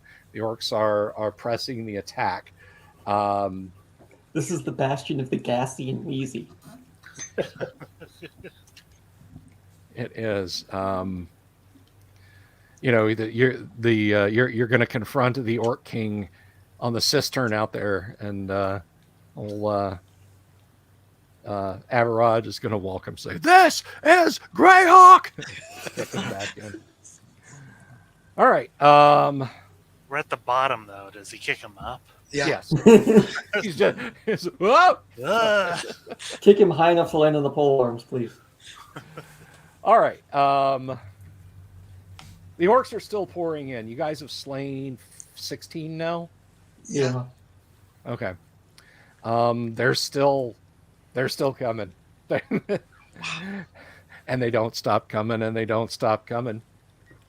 This stream has been copyright struck by Universal Music Group. That's okay. Hum a line of "It's a Small World" and see how fast you get copyright struck. Oh, dude. No, I'd like my stream to keep going for at least a few extra minutes. But mention us. No, I'm not even going to do that. I'm not going to turn this into a Nick or Kata stream. No. All right. So missile fire. Are you guys going to fire missiles, throw oil, and that sort of thing? And then melee is going to happen. All right. Let's roll initiative, and it's back over to Lord Corion. Roll it. Oh, Yes. Make it count. 4. Hey, that's better. Yeah. The kids call this spearing. I rolled a 6, so that is a miss. That's a miss. I hate this goddamn D20. That is a miss. Finally, the hireling on the left. Damn, that's mine. 4 points of damage. Ow. She can shuffle. Nope, can't shuffle that with one of mine. Sorry. Well, I have an extra hireling that's in the back. We can do a big loop. 6 D20 rolls. 1 hit. I guess percentage-wise, that figures they need at least a 15. So, all right. So that is Hit the number end. class 3. Wow. That is the end of them. Counterfire, counter battery. This is He first. redeems himself. 17. That was a flask of oil. Yes. All right.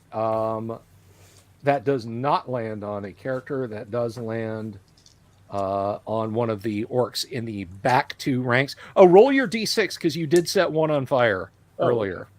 Castest thou this holy 6 hand points. grenade? I'm sorry, how much? 6 points for the 1d6. That one died. All right. That's 18 dead orcs. 9 points on the next one. 19 dead orcs. Oh, and a Lord. 20 with a crossbow. Oh, my God. 1 whole point. Superb shot, but just nicked him. It's like the old Liz Danforth illustration, the orc yelling up at the battlements with an arrow laterally through his head there. Ha ha, you missed my vitals. I hit a an AC5 with Average's arrows. Okay, that will successfully hit. No, they're Big your 6. arrows now. I don't want them back. Yeah, That's- well, I wanted to give you credit for my big 6. Nothing I say now won't get us knocked off YouTube. So suffice to say that is a dead orc. Bereft of life, it rests in peace. That is 19 orcs now? Yeah, I Okay. think. 20, Um, 19 20. is what you said last, so that's 20. Okay, so it's 18. Gotcha. Oh God, we're bringing him back to life. Stop shooting. Like in Dig Dug, how if you just keep pounding the button, the monsters will, like, you know, like you let go and then never mind. Okay, so that's 20 dead orcs now. Do it again. Leo does 5 damage to someone. I'm looking Okay, good that while orc I'm is still swinging up. a sword. Jeannie does 6 points, and Barney does 5. I'm sorry, I can't, Barney. Just think Barney Fife, not Barney the dinosaur. Yeah. That's not much better. That's another couple dead. So we're now at 22 orc casualties. Looks like there's 8 of them left here. That's all you got? Oh, you little angels. No, we don't want to chase them down. Don't say that. I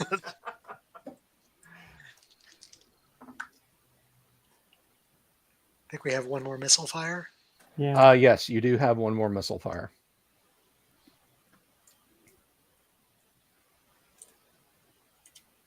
That's a mess. Okay. See how they rise up, rise up, rise up. See how they rise up, rise Okay. up high. Hey, Fred! Sorry. Mark Corey over in the audience. Barney Rubble. Oh, God. Hey, Fred!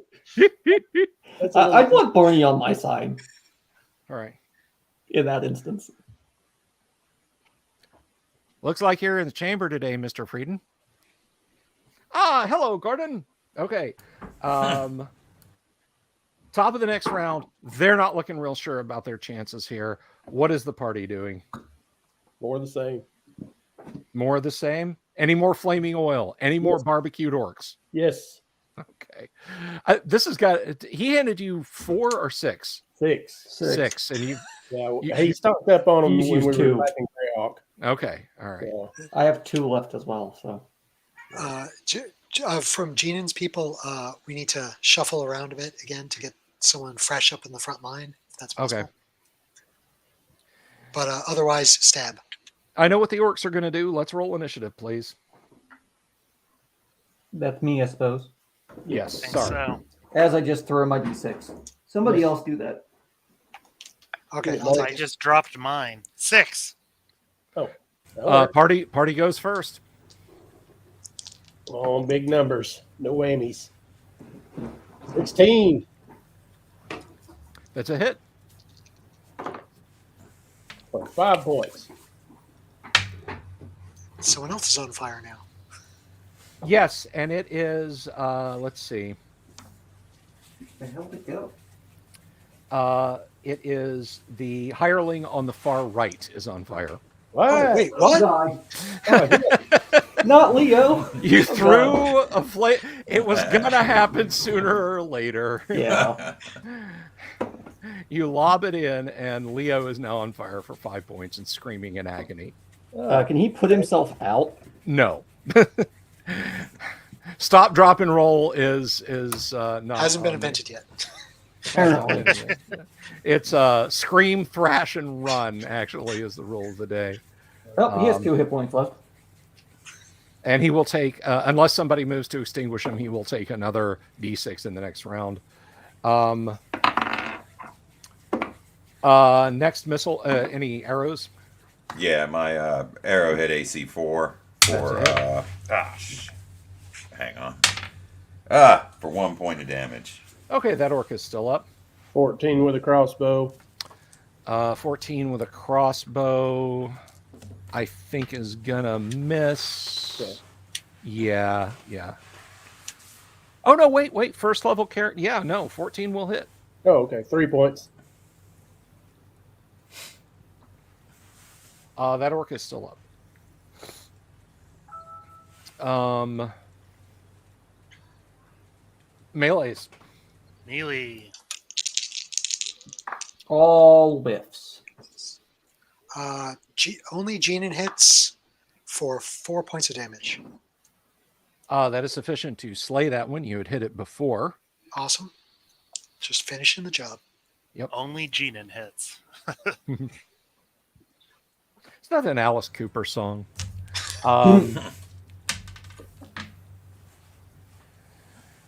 Okay. Any more missile fire? Second missile fire from Turgo. Oh yeah, that's a hit. Nice. And you did not hit a character. It'd have been funny if you'd shot Leo in the back. If it put him out, that would be fine.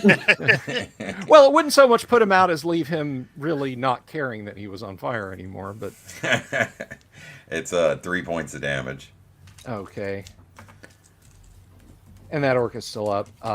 So that ends at the remaining orcs are turning and fleeing. All of you in the front rank and those in the second rank, you can strike, may strike at +4 at your targets. I like that. 2 hits. Genin missed. Poop. 1 hit, 1 damage. Okay. Oh, Lord. A 4 and a 2 damage. Okay. These orcs, let's see, I think they... Priest, please put my follower out. He was Uh, on fire. My lord, Maybe an orc falls on him and smothers the fire. that does slay one of the remaining orcs. Anybody else able to attack them? Nope. Okay, they are leaving most hastily.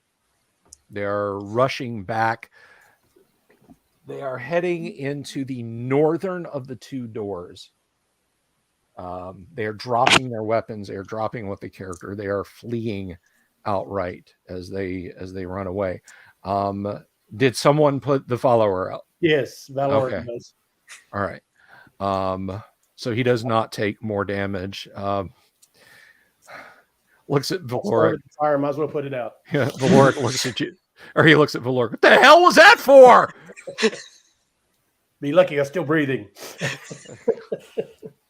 I didn't start the fire. Okay. Celestin knows what you There we go think. again, another hit. There are 24, 25 orcs lying dead before you. And there's like 10 or so behind us in the There, other. yeah. You guys have slaughtered like well over 30 orcs. It's here. a shame like half of us only need 1 XP to level up. What we need is cash. With the treasure, Cash. yeah. We Yeah. got the XP, we just need the treasure. So, speaking of treasure, Yeah. let's loot bodies, I guess. Do we loot bodies now, or do we try and follow the other 6? I'm at Probably should. 3 hit points. My follower's at 2. My other one's at 1. Let's loot bodies. Yeah. Okay. Okay, so 20. I do want to shut the doors though before we loot the bodies. Yeah. Okay. Good Yeah, idea. the orcs are like on the far side of the room. They're just kind of watching you with their terrified piggy eyes. Excuse Go me, through we their need dead privacy. friends' pockets. Yeah. We need privacy as you close the door slowly. Are they in the room? Are they in a room there? Can we see them? Or are they just Or they the run scene that from The hallway and Godfather when what's her name is watching Michael and they just slowly close the door. Yeah, No, they're not in the room. These guys are. Remember, your dwarven forge out there is not precisely to scale. They are scattered, leaning against the walls. Some of them struck dead as they attempted to pluck an arrow out, only to be hit by a weapon or what I meant have the you. ones running away. Did they completely disappear, or are they in another room? Oh, they went through the northern door. Yeah, they went through. Let me see if I can indicate. If you look, James, here, this door. Okay. And is it a hallway or another room that they ran into? You're not sure. You didn't go that far. You're not Okay. sure if it's a chamber or a hallway or what. Well, as we approach the door, could we not look through and see what they're doing, or if there's anything in there? No, money's too important. I just Yeah, shut I did throw open that door and get a look in there when I was killing dudes. It's either a long gallery or just a rectangular room. Okay. Yeah, let's just bar the door, I guess. I was Yeah. thinking if they're in there, if we could just walk in and capture them and tie them up so we don't have to worry about them later is what I was thinking. Well, Oh, they yeah. did throw down their weapons. So Yeah, but they could have other weapons. go in, talk some sense into them. Get some converts. Don't know if that'll work. Yeah, we Hex need to doors, replace guys. some of our men at arms. Yeah. I do speak orc. At this point, they might want to work for you instead of their boss. All right, so let's see. They have Electrum, with the exception of the large orc, which you slew fairly early on, who has Electrum and a little bit of gold. The large orc has 7 gold pieces and Electrum. Let's see.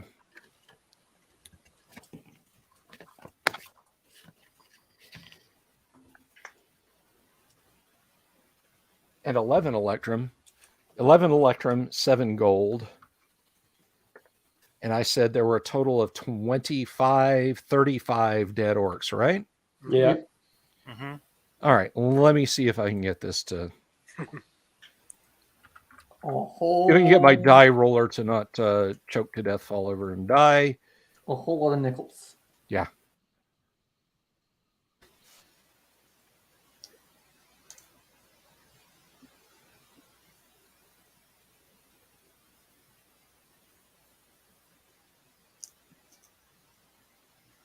You gather a total of 234 Electrum pieces. That is 23 pounds of coin.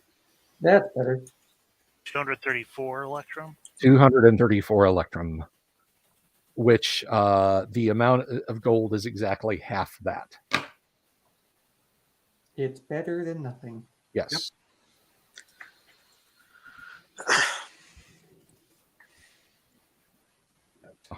Any other items that they might be carrying, or especially the big sergeant dude? No, he just had a particularly nasty looking iron scimitar and a broad-headed spear that he had picked up from one of the fallen orcs. So nothing particularly Nothing good looking. special. None of these dudes happen to have axes, did they? No. That's a shame.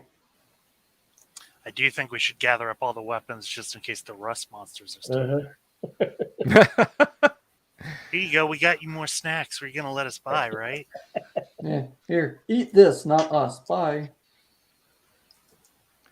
Okay, adventurers, there is a quiet moment here in which the dungeon master does not roll a wandering monster encounter. What do you wish to do?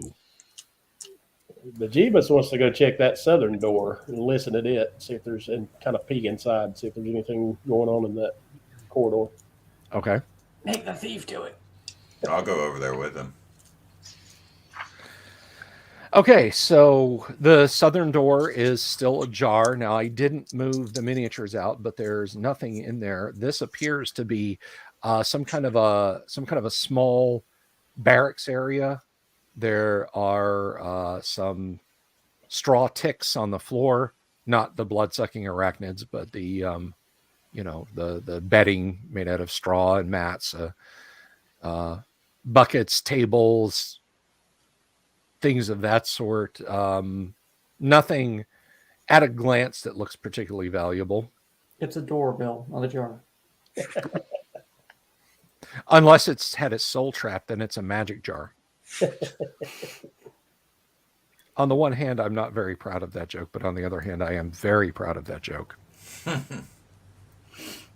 least the Jeebus will kind of search around in there a little more carefully. Yeah, search it. Okay.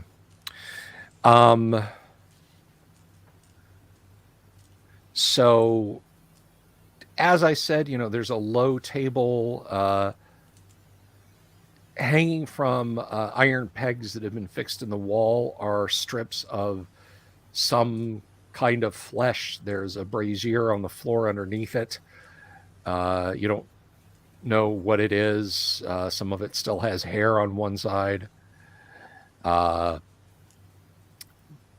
are a few, for lack of a better term, foot lockers near each tick, and none of them are locked. They just have lids.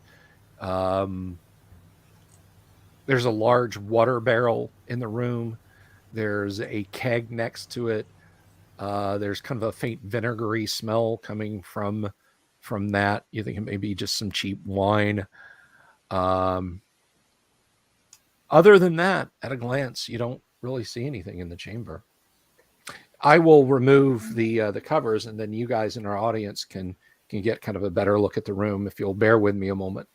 Okey dokey.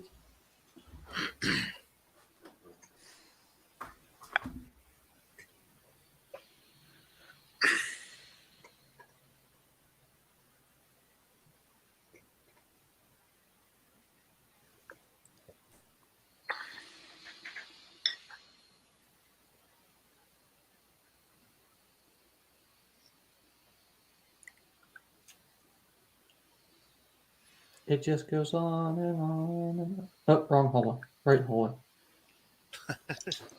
Yay, did end. I trust that's clear enough for you and our audience to see. Yeah. Now quickly, bar the door shut. Roll out our beds. Sleep for a Actually, week. but Jeebus Yeah. wants to search along the walls for any kind of concealed doors or Okay, secret doors. I'd like to do the same. sure.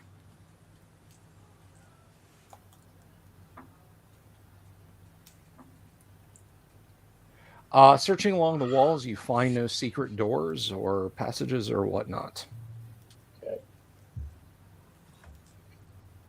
Yeah, but Jeebus is an elf, by the way. I understand. Okay, just making sure. No, I know. Okay. All right. We need at then, least one elf in the party. if we find nothing else rifling through their stuff there, and tip the barrel over, dump the water out, whatever. Okay, Check out well, the the foot lockers. barrel is very heavy. but in pushing it over, it reveals that underneath, I mean, this barrel is really, really, really heavy. It's very full of water. There is an iron lid set in the floor. Ah, Ooh. I'm gonna go and call for everybody. Sure.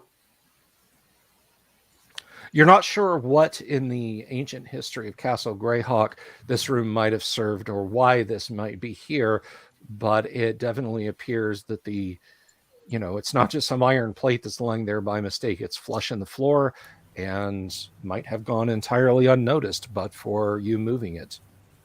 Is it big enough for like a man to crawl through? Like a Oh no, it's about a foot in diameter. okay, so more a hiding place than maybe. Right. Just so. Okay. I think I Um, got a crowbar. So if we want to just pull on it. Yeah, let's. Turgo, can you work some magic here?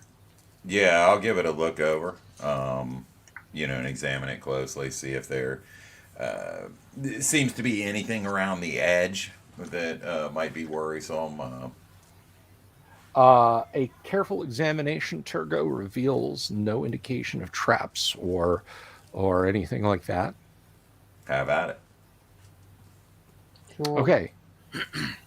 Well, you are on your mark and still filled with the adrenaline of battle, so you are not surprised when you pull it off when the disgusting, writhing forms of many pale giant centipedes are revealed beneath, crawling around on top of a sack or a bag of some kind. They are right there in melee range, so what do you wish to do? Murder. Whack. Frantic murder. Yes. Because I know what the centipedes are going to get up to. As many stabs as I can get in. Yeah, really. I think with all of us gathered around here, it's just going to be the whole party's just going to go. Yeah. Yeah. How many people can actively attack? Well, the hole is kind of small.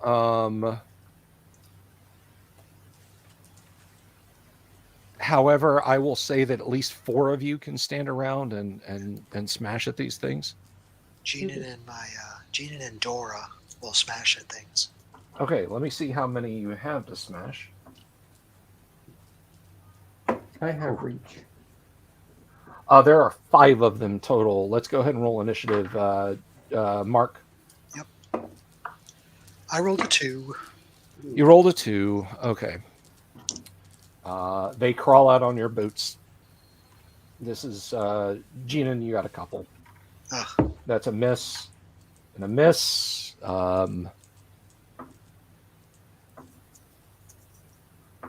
They have to roll extraordinarily high. 1, 2, 3, 4. One more. They do not. They are like crawling in between your feet and so on. Do you guys want to recruit them to replace your men at arms? Yes. The orcs, maybe. All right, counterattacks, everyone. Does a -2 hit? No. even their armor class, it does not. Jaden gets a hit for what's his weapon? That was this weapon. He stabs it for 7 points of damage. That smashes it. Yeah, that was a 19 plus 3, and it's probably dead. Yeah. What? You're second level, right? Yeah. Yeah, you can attack another one. Oh, These are Jaden sub. can do the same. Yeah, that's right. These are sub 1 hit die creatures. a 10 doesn't hit, does it? No, it does. A 10 hits? Oh, Oh. It's probably dead then. 6 more points of damage. Okay, so that's 2, 3 dead, 4 dead. So there's only 1 left.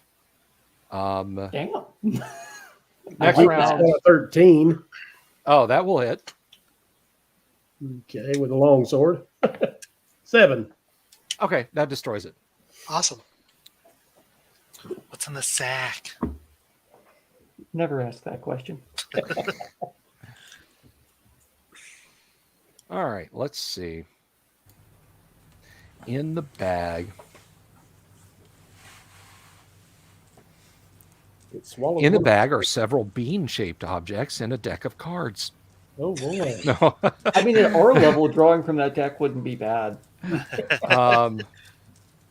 Let's see.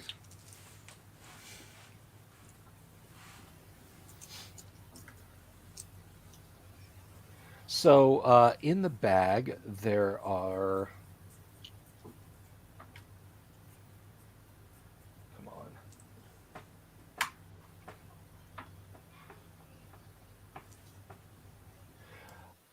on. In the bag, there are 20 gems of various type. Ooh. That's what we needed. Yoink. I guess it's just what you needed. You're pushing your luck. All right. He's going for all the copyright. Yes. Okay, so you have a bag with some 20 gems in it. A not inconsiderable collection of electrum. What are you doing, group? What are you doing? We should at least see what's in that last room. Take orc prisoners if need be. Okay. Just see where it goes, and Yeah. then we retreat. Yeah. Yeah. If it's just a room, that's great. If it's a passage, we should probably leave it. Yeah. I know somebody was joking when making this our barracks, but we should still block this room. See if it's we can leave it blocked. All right. Well, while you guys are doing that, bear with me just a moment, if you would, please. I mean, I can always just pin the door shut, but that's not going to last indefinitely. Well, That no, is that's my- all we need to do is figure out whether somebody's come back here and unpin the door and they're in their use again. Yeah. And stack the bodies. Actually, of if the there was orcs in going, front of it. Yeah, no, we could do that. Just stack all the bodies in here. Yeah. if there was going to be a door I'd pin shut, though, it would be the other door, the north door, because it's going to be hell for them to get that door open if I pin it shut via the hinges. They're going to have to break the door down, and so it'll really discourage them. Depending on what's on the side of that door, let's pin that door shut too. Then We just wait for a week. Maybe they'll starve. Okay. As you guys are doing this, you hear boots coming along from the north as you're discussing this.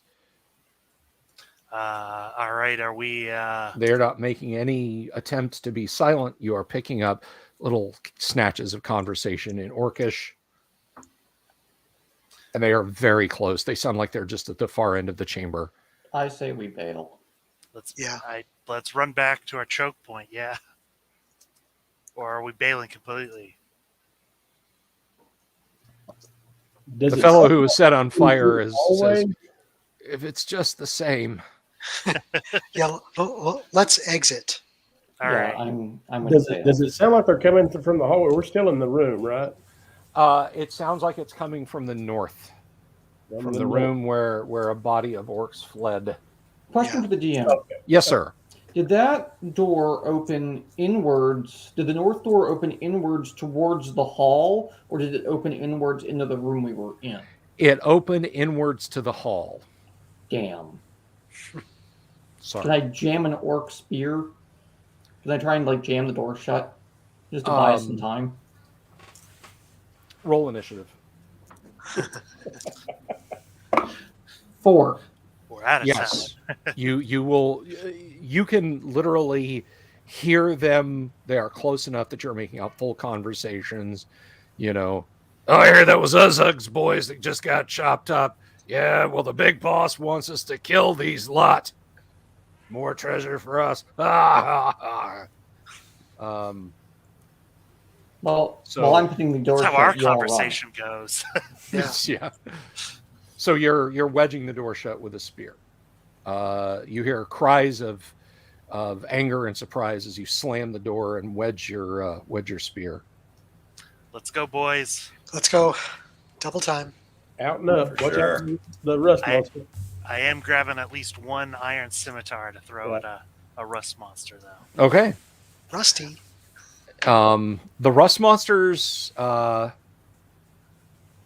it's been a good half an hour. I mean, that was 5, Ready 10 for another rounds. snack? 10 rounds of combat. The rust monsters have moved on. Okay. Okay. Can I scoop up a few of the swords as I run though? You grab one in each hand. That works. All right, and there you are back at the cistern. God.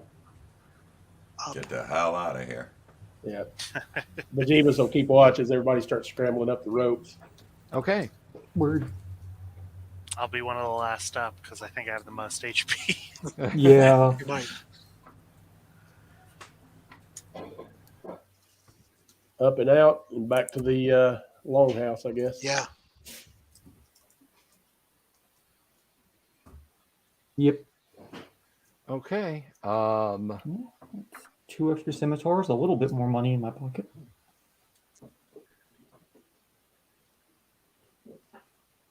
As you're Those are climbing, Oh, sorry. no, I was just going to say, as you are climbing up,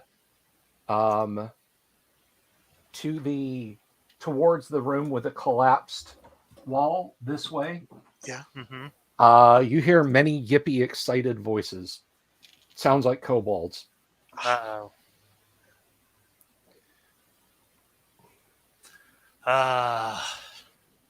Well, I can write that down on the map. Kobolds that way. Yeah. I can't wait to put a greatsword with their name on it.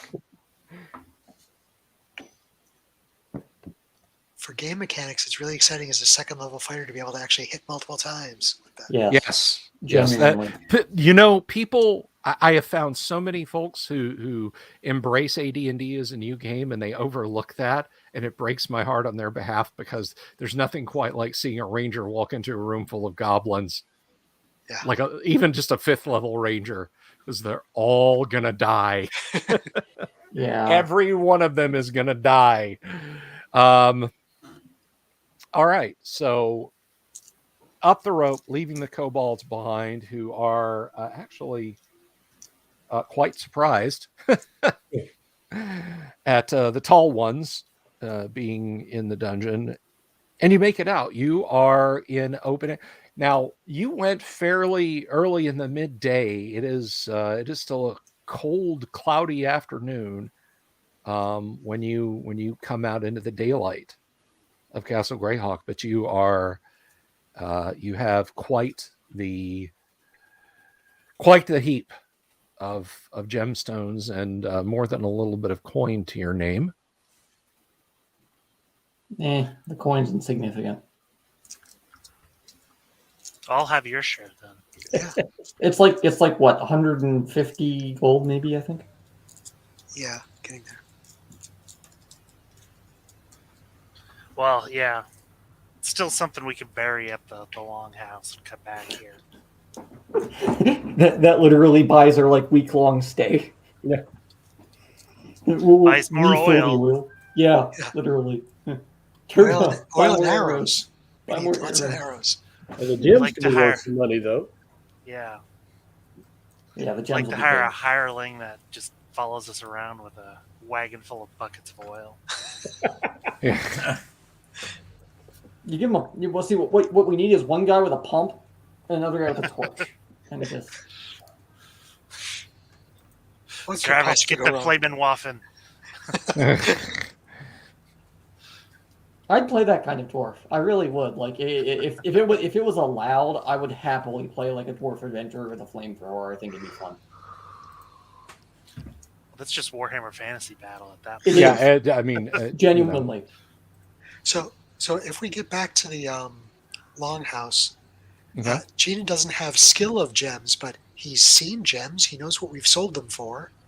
Where do these new gems sort of fit into that range of cheap end, good end? Well, did anyone here ask as to whether or not their characters had any secondary skills of worth that might help you? We No. never rolled I'm a ours. teamster. You did not. Oh, that's right. You're a Teamster. We determined I was a lawyer.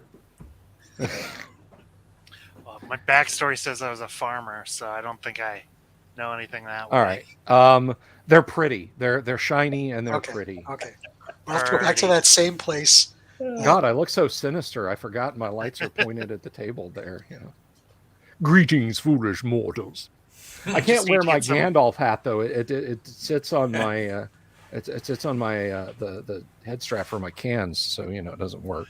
All right, so let's look at these gems. I as a DM will look at these gems. And what do you guys? The oohs and the ahs. Yeah. Yeah. Wow. Oh my God. So I have to share this with both my players and our audience. Once upon a time, there was, before Critical Role, before I cast Magic Missile at the darkness got beat into the ground. On Usenet, there was a fellow who wrote, and you can still find this. It was the International Union of Disgusting Characters, and it was over the top Monty Hall, but technically by the rules, AD&D characters. And they would farm creatures that had treasure type Q because that's gemstones. Hypothetically, if you roll just right, a single gemstone can go from base 10 value all the way up to being worth 10 million gold pieces. The odds that that'll happen are, of course, 1 in 100,000. But because of the way these characters played, or these players played the characters, they were always legitimately rolled up in cases like that. So. But you have 13 gemstones that you are pondering when you get. You said back. 20. Did I say 20? Yes, I have 20. Normally you short changes with orcs, and now it's just like you gave us the full kill count. And... So you have 20. That was the clever palm from Jinnin. Yeah. All right, let's take a look at these 13.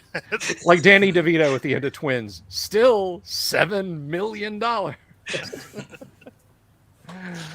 right. So while he figures out how much the gems are worth,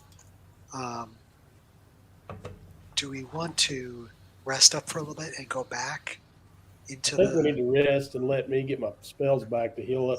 Yeah. But then do we want to go back and check out the orcs again and keep driving into them? Yeah. I think so, because it will prevent them from rebuilding, and I think if we get a day and some healing spells, we'll be pretty good. Yeah, mostly. Poor Leo. He's at 1. Nerm's at 2. No, sorry, Leo's at 2. Nerm's at 1. Yeah. So, two of my hirelings are pretty low. But some healing spells. I think 2 days of healing for the whole party. Like by day 3, we're out and going. So you get 1 HP back just from a nightly rest. Yes, in this place you do. It is warm and it is cozy. So with 2 days, I'm almost full HP with just normal rest. You could skip me for a healing spell. Okay. Yeah, I'm at 4 out of 14, so you'll take some, yeah. I'm gonna eat a few. Yeah, I'm 3 down. Okay. Guys, I gotta sign out. I gotta go pick up my daughter. She's away at the moment. So. I understand. We'll see you guys next week. Yeah. Sing our victory praises. Oh, yeah. Yes. Everyone.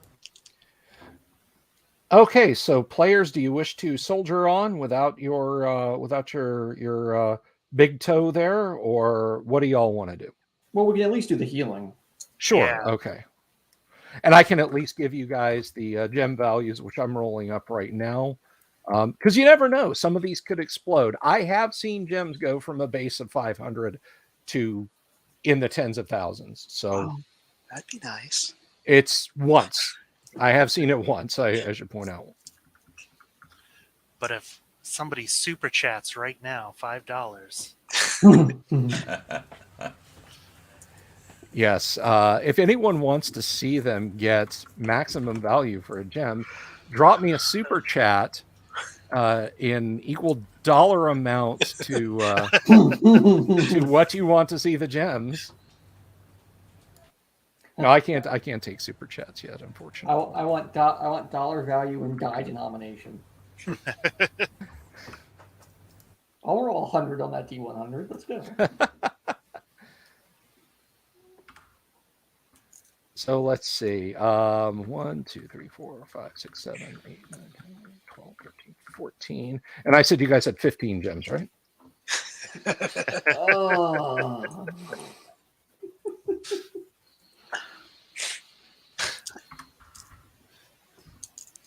All right. The way Bill keeps miscounting, we probably killed about 50 orcs and found 100 gems. I keep dropping the gems. You guys keep lying to me about the orcs, and it all balances. We're just gonna keep raising the bar at this. But you mean 21 gems, Bill? 23. By next week, we'll be like, no, we killed 100 orcs, right? So let me see here. 1, 2, 3, 4, 5. Don't forget about the bugbears. 8, 9, 10, 11, 12, 13, 14, 15, 16. So 4 more gems. That is, very nice. That one's mine. I've never seen a 5,000 gold piece gem devalue down to 1 gold piece ornamental stone. Wow, I wish you guys could see this. So gem valuation goes 01 to double nuts, with double nuts being 5,000 and 01 being 10. And I just rolled a 98. So there's a 1,000 gold. There's more than 1,000 gold, but I saw that 98 come up and thought for just a moment it was more, but no. 1, 2, 3, 4, 5. But then they can 7, explode 8, from there, 10, right? 11. Yeah. Mm-hmm. Yeah, it'll hit 1,000 and then they can multiply. 19 gets you 100. That little gem table is fun to roll on and see what happens. I should actually 20. look at that gem table. Yeah. And I tried to write a program to do this for me. It is damn hard. Yeah, I remember you talking about that. Did you ever Yeah, sort, it was. Did you ever sort that out? No, I cannot. Now I'll tell you guys what, and this is the audience too. When I was a young man, fun on a computer did not mean talking to people or doing anything like this. It meant writing programs. I used to dream in BASIC on my Commodore 64. I would hit a programming problem that I didn't know how to crack, sleep, and sometimes I would dream the solution and wake up and write the program, and it would work. Those times are long past. So I got into the weeds on trying to write the gem valuation, and it did not work out. Couldn't you do it as a series of if-thems in Excel? Possibly. If someone has already done that, because there is, and I will share this in both our Discord.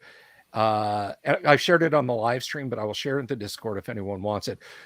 There is someone who has written an awesome DM aid in Excel.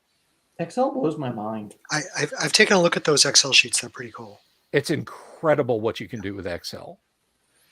I mean, my mind was blown last year when I found out that there is a Twilight 2000. Now, if you watch the episode, audience, or even players, where I talk about the difficulty in creating a Twilight 2000 character, someone wrote an Excel spreadsheet to generate a first edition Twilight 2000 character.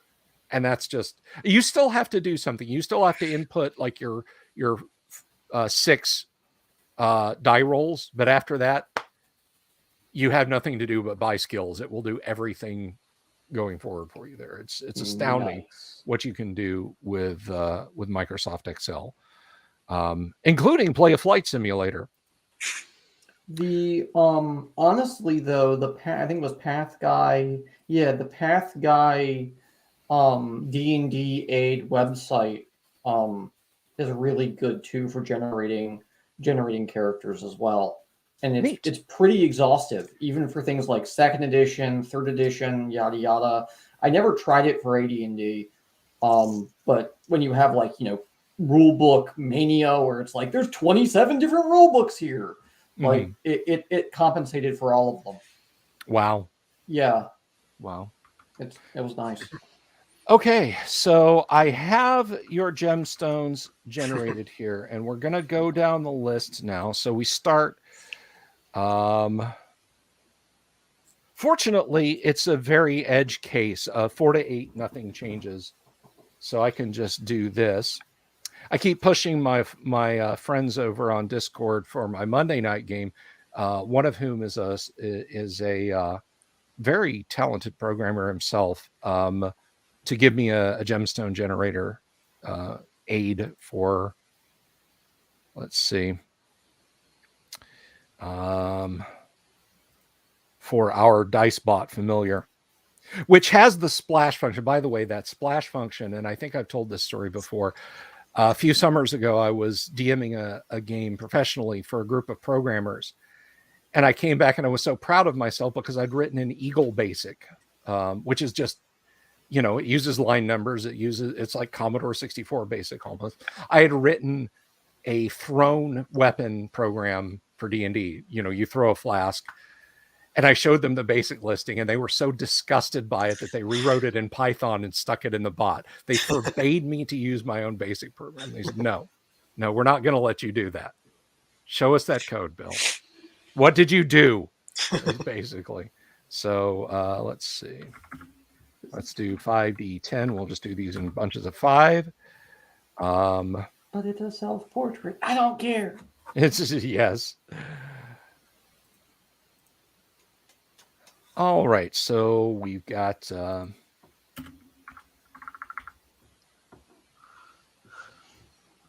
wow. So I rolled the first group of 5.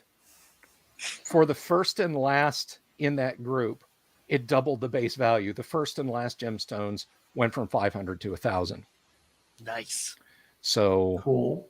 And that only that particular roll, a roll of a whatever it was, a roll of a 2 stops after you roll it. It explodes no further. But let's see. Next one. Explode no further. And let's see, the last one devalues and is worth 5 gold pieces instead of 10. Womp womp. Yep. See, so, some days you get the bear and some day the bear gets you.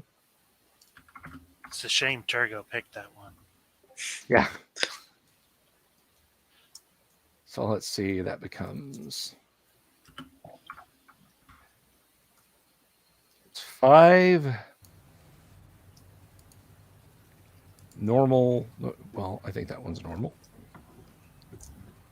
And as I was telling the players at the beginning of tonight, sometimes the A in AD&D does stand for accounting. 60% above base value. I love that. Okay, so now we have to break out the calculator. Now I have to break out the calculator. Fortunately, it's a base 10, so it is. That's easy. Yeah, that gemstone is worth 140. And everything else is normal. So let's go on to the last 5. Any wishes for this gentleman? Any dice you'd like to see explode? All of them. Yeah, really. All right. But I'm feeling lucky for number 3. You're feeling lucky for number 3. Number 3 is an 8. An 8 on the chart. Base value shown unchanged. However, number 4, number 2 is a 9, which drops it 10 to 40%. Oof. Which sucks because that was a base 1,000. So you lose. 40% of that. So that gem is only worth 600. And everything else is nominal. So I have some gem values to award you, gentlemen. Only enough for like one person to level up. So back in the dungeon we go. All right. Well, let's see here. I will put this in private chat here on the... You can check out those values. The values in parentheses are the ones that it jumped, the previous one jumped up, if that makes sense. Yeah, because we aren't going to get those. We aren't going to get those values when we sell them. So 2 people might be able to level on that, maybe, but possibly. But it's I wouldn't. Yeah, so we'll go back to the dungeon after healing. Yeah. All right. So, are you waiting the 2 days to heal? Yeah. At I least, think yeah. so. Okay. So any healing spells that Valoric will be casting will be over the course of 2 days, because he'll rest. He'll rest, cast spells, rest and cast spells, and then rest one more time. Is that what I'm hearing? He should be able to cast 5 rounds of spells, because this evening, the day we're on, he can rest for 4 hours and cast. Mhm. The next day, he can do that twice. The next day, he can do that twice. So that's 15 healing spells cast. Right. So when you're ready to go back into the dungeon, the party will be fully healed, and you have a pile of gems. I will give you guys the nice exact coin amount that you estimate that they're going to be, and what they are. Like, is this a little diamond? Is this a big pearl? Is this a chunk of jade? Et cetera, et cetera. We can kick off the next game when James is here with that. Everyone sound copacetic with that? Yeah. Sure. All right. Perfect. All right. Sounds great. That way, Well, he'll thank join you. in. He would have already done his healing. We'd all be good. Yeah. Good to go. All right. Well, thank you, everyone. Thank you, everyone in the audience. Thank you to the players. Folks, just a quick reminder now, we are but 5 subs, I think, unless it's changed. We are 5 subs out from hitting 1,000 subs on the channel. That's right, 5 subs away. And when we get to 1,000, it's going to be convention time. That's right. We're going to be playing some AD&D, some OD&D, some Tales from the Loop, possibly some Twilight 2000, Conflict, Traveler.